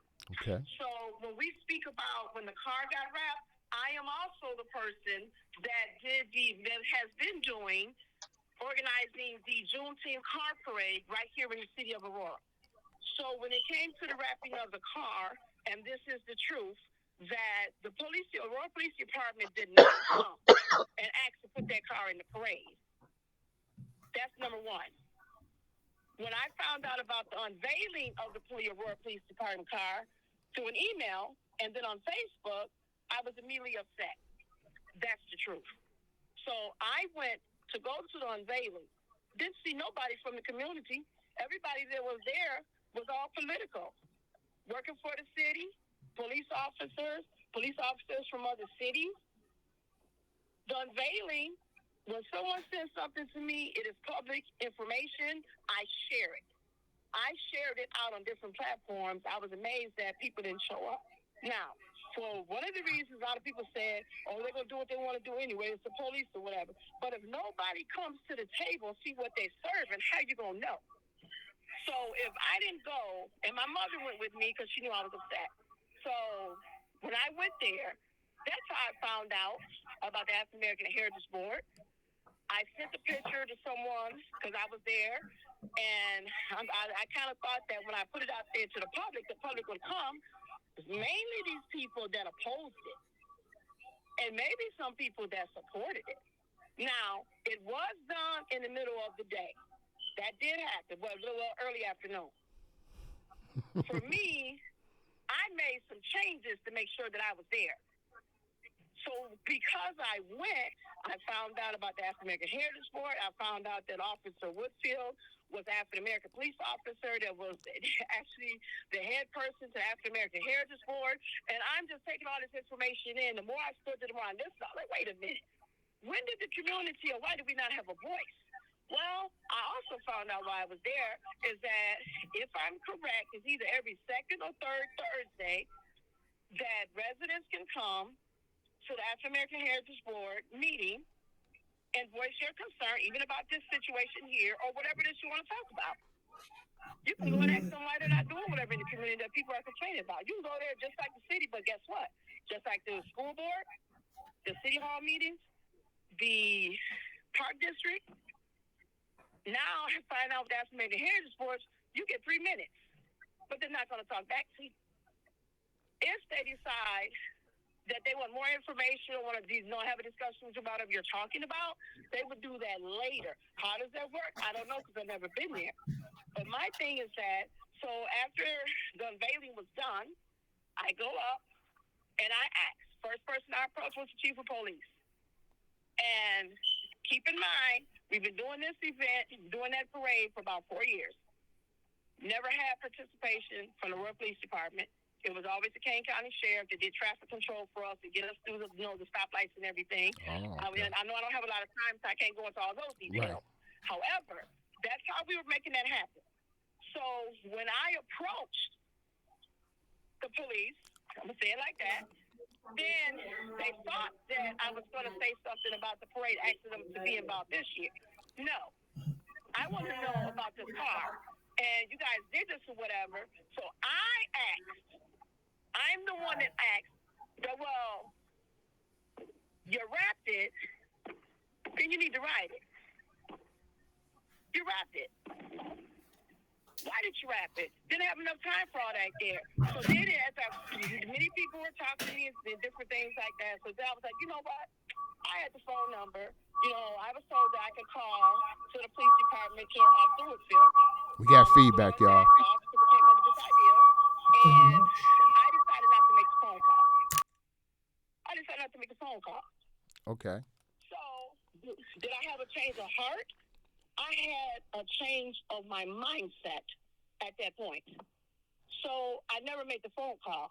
However, on Juneteenth, now the thing was for them to put the car inside the Juneteenth parade. Okay, but hold on, real quick, Miss Foles. Hold on, I don't even want to go into that. You mentioned that when you first learned about this Juneteenth cop car that you were upset. Please share why. Yes. Why? Because they didn't share with the public. It just happened. There was no discussion. There was nothing. You know how when sometimes when Brandy them know that the city of Aurora, the police department, whoever, they'll come up with these forums. The community gets to come out and voice their, are they for it, not for it, questions or whatever. None of that happened. I just received an email. Okay, real quick. I have a quick question while we have the caller on the line. To any of the supporters who are willing to answer this, do you guys think it was right for the police, not that they don't have a right, but do you think it was appropriate for the Aurora Police Department to make a decision like this without getting any polling, without testing the temperature of the water with the public, without getting any public feedback? Do you think that was an appropriate thing for them to do?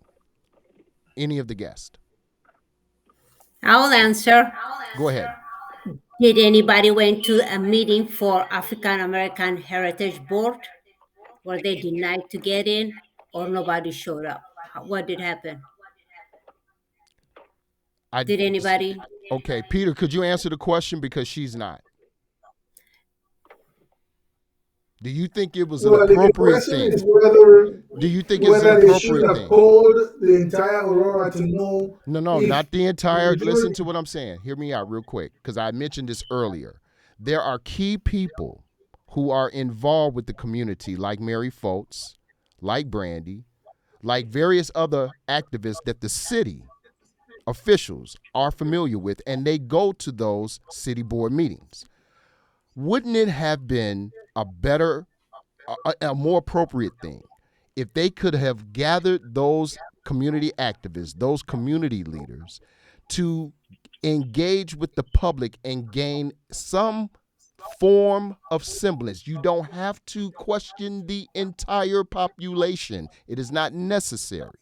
But I'm just asking, do you think that had whoever created this, who came up with this idea, had they come to some of these activists who do have an ear to the street, who are more in touch with the community, do you think that would have probably helped this whole situation?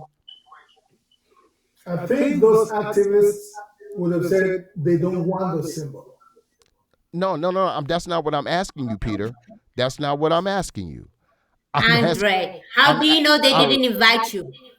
That's not what I'm asking you. I asked can I please get an answer? I asked a very specific question. I'm just simply asking, do you guys think it would have been a better idea to engage with the community activists who are involved in the streets than to not talk to the public at all? I just answered your question, Andrew. I told you the reason they did not do it was because they expected those community activists to say, we are not in support. But see, yes, it's true. It wasn't the most appropriate thing to do. But does change ever start with asking for permission? It's not about permission. I asked to gain public sentiment. Do you understand what I'm saying? There's a difference. I understand what you're saying. Okay. But where is your evidence that you were not invited? Did anybody show up at the city council meeting? Did Mary showed up at the city council meeting? Was she denied entrance? Mary, Where's did you the get evidence that denied they reached entrance? out to anyone? Where's the evidence that they reached out to anyone? There is a text. I know, Peter. I know, Peter. I heard you, Peter. I Yes, know. my answer is simply to tell you I know. that Yeah, see, they made the those assumption. community activists, Right, but because see, they made the know assumption. They that- knew that the public was not going to be on board. You said it. I agree with you. They made the assumption that the public was not going to be on board with this. They I agree knew. with you, and I can tell you that it is evident that the public was not going to be on board. They knew that. So why But do they were it? See, they trying did it despite something that. here. See, this is They were what trying something here. I know, They were Peter. trying to use the symbol to Right. win over weak-minded people. And I'm telling you, it did not work for me because I was indifferent to that attempt. I understand what you're saying. And I the understand people what you're who saying. opposed it, I respect their decision to oppose it. I got And you, those respect who it. want to identify with it, that's up to them. I respect that too. So what we got to do is not to try to make sure that everything they do is correct, but to make sure that every time they don't do the right thing, they know it. And like you said, go back and vote for the people who will do the right thing. Exactly. Well, From caller, what I read on the appreciate you. newspaper, Richard Elva said they brought the idea to him. So I don't know if there was a discussion in city council or not. I wasn't there. Right. From what I read on the newspaper, he said he meant, I guess, a police officer brought the idea to him and Yeah. he approved it. That's Yeah. what I read on it. Right. Again, and again, this is the point that we're making. And caller, thank you for calling in. I'm gonna hit you up a little bit later. Thank you for calling in. This is the point that we've been trying to express, all evening, is that there are too many decisions that are being made on behalf of the black community without even talking to the black community, without zero engagement. And that's unfair. How would you, if you were in a relationship, if you're married, how would you like it if your spouse kept spending money without letting you know about it? And next thing you know, you're in trouble with the banks. Your house is in foreclosure. Why? Because they never communicated this to you. See, that How wouldn't do be you fair. know they didn't talk about it in the city They- council? Because Peter just admitted that they never even approached any of the people who are closer to the community for fear that they would be rejected. He already admitted it. I said they did not do it because they feared that they would not, the Right. idea wasn't popular. Exactly. That's I what told, I said. yeah. And so I that's didn't say the they did or did not, but the reasoning behind if they did not do it was because they didn't expect it was a popular idea. right. They didn't But expect the it. way ahead was the same because Yeah. we I have get it. agreed, but maybe sometimes you guys go back and act like you don't hear us. I know for a fact that it was a gambit. It was a gambit. It was supposed to give the impression that we are in sync with the community and stuff. It did not fool me. But I don't take offense because they know that they have to do something. That was a symbol that didn't fool me. And it I didn't didn't fool us. celebrate it, but I don't oppose it. It and I insulted respect us. those who oppose it. And I want you to respect my indifference as well as those who do We say do. they support. Yes, I want you guys to respect We our do opinion. respect it. Africans know what to go through. We do It's respect not your like we opinion. don't know. We do respect your Just opinion. because I didn't It's just- experience it, that Yeah. doesn't mean I don't know the history. No, I of just Black and no America. one suggested that you did. No one suggested that you didn't. The point that we continue to make is that your knowledge of does not trump experience in. It just doesn't. Okay, did the black officers have a right to use the African item You on the keep cup? talking about rights. This is not about rights. This is about accuracy. This is about whether or not it was appropriate. It's not about rights, Sonny. You keep wanting it to be about rights, and it's not. This is America. Everybody, you got the right to do whatever the hell you want to do within, as long as it's lawful, right? Everybody got the right, but that doesn't mean you're Andre, correct. Go ahead, Brandy. The can I say minority something? has a Yes, voice you too. can. Yes, you can, Brandy. Yes, we do. I do Go. support the That's Juneteenth right. squad, Real quick, 100%. real quick, young lady. Let Brandy talk. Black police officers had to sue Chief Zeman and the Rural Police Department for discriminatory promotional practices. So you got black police officers recently just sued them. They're not even being treated right in their own house that they're in. And there was also complaints about police Yeah. officers being called racial slurs, black police officers. Now, you being called a nigga at the police station and you gotta sue them because they won't promote you, but you slap some African stuff up on a police car and like you present it to us. So you tell me, oh man, And I'm not ignoring what happened to George Floyd or Breonna Taylor. I'm not. Why do you keep Just bringing those that I people have up? my own opinion, Why does she keep and I bringing see those things people up? differently I'm because finna I mute was her born ass. and grew up in Why does she Africa. keep bringing those people up? Hang She on. has Because no that's all you idea guys about think what this is about. about. Can I answer Brandy's question, please? Yeah, if Sonny can mute up and let Peter Okay. speak. Okay. So my question, Brandy, I get your point completely. I really do. But my question is, if I ask you, what is the solution to policing in America? Can you tell us, please? my solution to policing in America is simple. It's what every other activist has said across the country. You have to change the culture and you have to hold them accountable. And the police union cannot be so powerful that they have more power than the police chief. So when the police department fires an officer for egregious offenses, that the police union cannot automatically put him back on the force. That's what everybody has said across the country. Hold There them has to be accountable. accountability. Yeah, Wait, I have a You have to question change the culture, relating to and the that. culture. and you have to deal with the police union.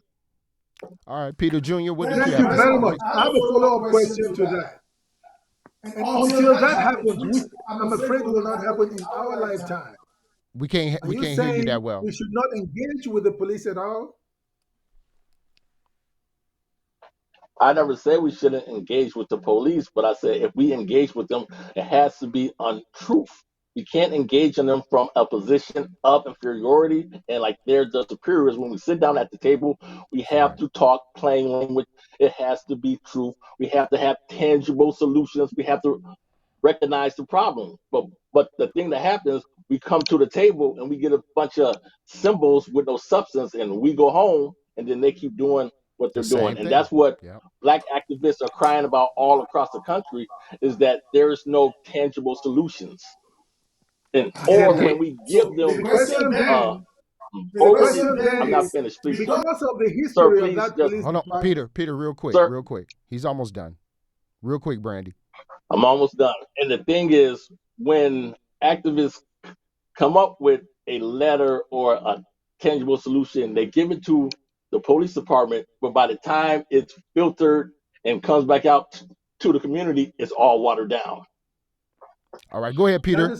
that is correct. But they keep fighting, don't they? And they keep trying to work with the same police department. And they don't dismiss anything that has to do with the police just because of the history of the But police. there's going to come a time where we're not going to be able to work with them. There's going to come a time where it will be bloodshed in this country. It will become a time where it is what the fuck it is, because that time is almost here, and people want to shy away from it and stuff. But the time is that people in America, even white people, Yep, are even white frustrated people. and They they're frustrated. tired of the police. Yep. They're tired of the police. I went Yep. to a bias seminar. It was talking about implicit bias, maybe like 10 years ago.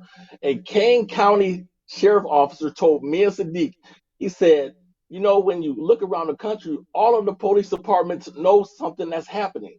We get memos. We know something that's happening. And he said the only thing left in America to happen is civil war, because of the police will not heed the cries of the community. That's what a Kane County sheriff told me. And so basically, if this doesn't change, that George Floyd incident, that's going to look like a barbecue and stuff in the backyard. People are tired, and pretty soon it will be bloodshed. Every time they take one of us, the community will rise up and take one of them. I'm not telling people to do that, but that's where it's heading to. But that's where it's heading to. Right. And that's just a fact. That's not my opinion. That's factual. All right. So Peter Senior, what do you want to add? Say on top of that. Well, I mean, everything Brandy is saying is what we observe on a daily basis. But I also believe that we can encourage these same corrupt police departments when they try to reach out, and especially if they do that in good faith. Now, if you can prove that there was no truth behind that symbol, and you have the opinion you have, I can respect that. I can also state that in as much as we may never live to see a police department that is free of corruption and free of racism, we can still agree that when they do something right, we can shake their hands and say, yes, you got it right this time. But we still need the reform that we. Let me explain something. If you beat your wife for 20 years, then one day you take her to Olive Garden and you bring her home and you beat her, that's not progress. That is not progress. So when the police department does something right, I'll stand behind them 110%. But the point is, they won't acknowledge that anything is wrong. You can't do anything right when you won't even acknowledge that anything is wrong. How can you say at the same time that if they did something right, you could acknowledge it, but you say for over the centuries they have never done it right, and so you can never think that something right can come out of that? I'm 49 years old. I live most of my, excuse me, I'm 49 years old. I live most of my adult life here in Aurora. The past 30 years, you name me one incident where the Aurora Police Department had an involvement with the community that they did something right. That's what I'm saying. This Aurora Police Department will not acknowledge a wrong. You can't hug a symbol and a flag and appreciate that, but you deny the history of the police department that comes after that. If they do something right, hey, I'm behind them. But the thing is, how can you do something right if you won't acknowledge what you did wrong? Okay, what's the solution? All 6 of us should go and approach them. African American Heritage Board and the police department and Mayor Richard Mayor. The mayor. Excuse me. Just to let you know. Just to let you know, ma'am, I've spoken to the chief of police, Chief Zeman. I've spoken to Chief Cross. I've been at all of the city hall meetings and spoken up. I've spoken to state senators, state representatives. So you're speaking to a group of people who have already done the work. So believe me, we've already been there. So anything you could come up with saying, we've already done it. We are 10 toes down. And being involved in the streets and in the communities. You are not talking to just regular people here. We are putting our lives on the lines, and we are putting ourselves on the lines with our ideas. These people in the politics in the world, they all know who we are. We are not shy. We speak out. They know who we are. So there's no excuse. I think then we have a mutual understanding that we cannot wait for legislation. Well, what are we going to do? What are we going to do then? I'm going to listen to you. What are we going to do then? You come up with the idea. What's next? Okay, we should have a community meeting. Why not approach Richard Mayor? Okay. The mayor. We He had a made, change according initiative to the meeting. newspaper, he Okay, made the decision. but for example, this same instance of the Juneteenth flag, is that not an opportunity for accountability? Because when we say that we shake law enforcement's hands when they do something right, that doesn't mean we shake their hands and we walk away. We shake their hands and then we look over them to see what they're doing. We keep track of what they're doing to make sure that they're upholding the standards that they have presumably set through what they show us. Why can't we approach the African American Heritage Board and the Black officers and Mayor Richard Irvin and the community together? Oh, I can't hear you. Yeah, he's muted. There's been an open invitation to come on to the show to engage. The thing is, the three of you were the only ones brave enough to do it. That's why I appreciate you being here. And the sad thing is, you're not even from this country, and you were braver than those who are. You were braver than, you had more courage to come onto the show and engage the opposition, more courage than those who made the decision to do that bullshit rap. Ain't that a shame? Well, When let me did you correct have you. time to change? Two of us are not from this country. We're Peter Junior is. Hold on a second. I couldn't hear you that Thank well. you, everyone, I could including not. opposition. I could not. Well, I we could can not do hear. something I could instead of not hear arguing Peter. about it. I could not hear Peter. One more time. Yes, here's my point. Two of us are not from this country, but one of us is. Peter Junior is American. Right. He was born here. So there's two of us that come from somewhere. But still in all. But you understand my point, though. You understand the greater point I made. I need someone to mute themselves because I cannot hear Peter. I cannot hear Peter appropriately. I don't know why people just won't mute themselves when they're not talking. Go ahead, Peter. I'm just saying that I acknowledge that Peter Jr. is American. He's from here. Yes. Sonny and I were not born here. Yes. We came from somewhere. But Peter Jr. is American. He's Okay. from here. So he represents the American view. Okay. So What is our solution? Real quick, I'm not done. Hold on a second. You just calm down.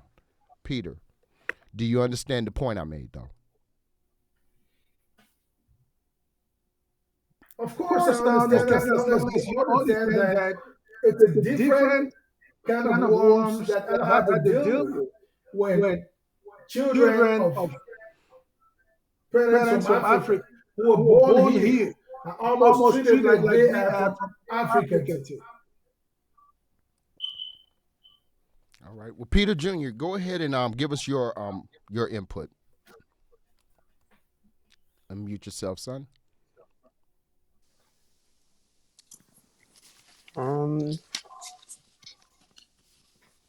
Well, just going back, the headline of this podcast is Celebration or Exploration, right? Or Exploitation, right? Yes. That's the question. And just personally, I think it's none of the above. I think, if anything, this is a confrontation. And I think, regardless of whether we think this was the right move or not, it was a move. And it's a good thing that we're having the opportunity to have this discussion, regardless of if it's, again, if you agree with what was done, because this is what sparks change. Yes. There you go. There you go. I love this young man. Communication sparks change. Not symbols, not gestures, communication. And that is the point. But I'm saying it was through this instance, because though. of the Because squad of car. what happened. Because of the The squad car, police June. department is not engaging in us. We're engaging. We're engaging. Not with those that actually matter. They were not brave enough to come on the show. You were. See how that works? You were. And we thank Okay, you. we'll continue with the fight. Well, what fight? What fight? What fight?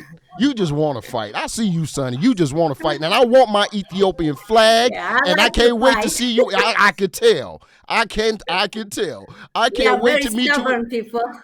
You're damn right. You Yeah, absolutely it's on right. the Bible. Well, If you read the Bible. I'm not a big religious person, but yeah, we're stubborn people. But look, hopefully this So evening. what's the solution? To Are we what? going to approach them again? No, I'm voting You people want out a of office. community meeting? I don't live in Bolingbrook. And what are we approaching them for? They didn't approach us. We put them to office. We gave them jobs. Why should we go to them? I just vote them out of office. Well, I think if we don't let them know what we feel about them using our flag on the police car, then we can just this is only hot air unless we tell them. And I believe in the people who don't agree because they say this is an offensive symbol, it is a lie, because the police department doesn't want to make changes that can result in better relations with the community. I believe in those people making their opinion known to the police department. That is engagement. And those who don't have a problem, they can go about the business. Okay. Well, all I can say is I'm hoping that we can continue to have more of these conversations, because I do think that it is imperative that we do. It is very obvious to me that Peter Jr., and Sonny all deeply care about what's happening in the community. I think we differ in our approaches to resolutions. That's for sure. However, it doesn't mean that we can't still communicate with one another. It's very important. Again, this is not about rights. This has never been about rights. I don't know why the question of whether or not someone has the right is even brought up. Again, throughout this entire podcast and the last one, the conversation has been about accuracy. It has been about benign neglect. It has been about the lack of substance on behalf of Black leadership when engaging with the community. The community does not expect perfection. That is disingenuous to suggest that we do. What we do want is some effort, real effort, towards solutions, not symbols. So we don't support them, and we never will. We never will. And we're going to end the show right now, but Peter, I know you're writing a book. I got to get in touch with you so we can talk about your book. Sonny, you a firecracker. I definitely got to have you back on the show. Sure. Peter Jr., you are definitely one of the most well-spoken young men I have met in a very long time. I'm very impressed with your viewpoint. I'm very impressed with your outlook. And man, keep it going. I know your dad is proud of you, and he should be. All right? Keep it going, bro. Keep it going. Brandy, my man, keep your feet to the streets. Edward Ash, keep your feet to the streets. I really appreciate the two of you being on, because without you two engaging with Black leadership, with the Aurora Police Department in the ways that you do, nothing will be done. I know that even some of the smallest efforts at reform that they have taken on, it has been done because you have challenged them. People like you challenge them. And unless they are challenged, nothing will ever change. We cannot just be on board with everything that they do. Oh, no. We have to challenge them. Because you know why? That's the Black American way. That's what we do. We challenge the superiors. We challenge the establishment. We fight them. We don't run from them. We fight them. And eventually, they make changes. They make changes. There's a reason that the Civil Rights Bill was passed. There's a reason that the Immigration Act was passed. The Fair Housing Acts were passed. That is because of the pure, unadulterated, and unapologetic efforts of African Americans. We're all family. So, hey, next time y'all have a cookout, I better get an invitation. Okay? Thank you, Brandy. Thank you, Ash. All And right, thank you, all Andre. right. No Thank problem. you. With See you that guys being tonight. said, no problem. Good With that being discussion. said, Yeah, I thank want to you, thank y'all. no problem. With all of our viewers, I want to thank you for checking us out tonight. Not sure how the broadcast went. I'm getting all kind of messages that it didn't go so well, so I will go back and take a look at it, and I will upload this as soon as it's done processing. Again, Peter, Sonny, Peter Jr., Brandy, Edward, thanks again for coming out. Ladies and gentlemen, enjoy the rest of your evening, and good night.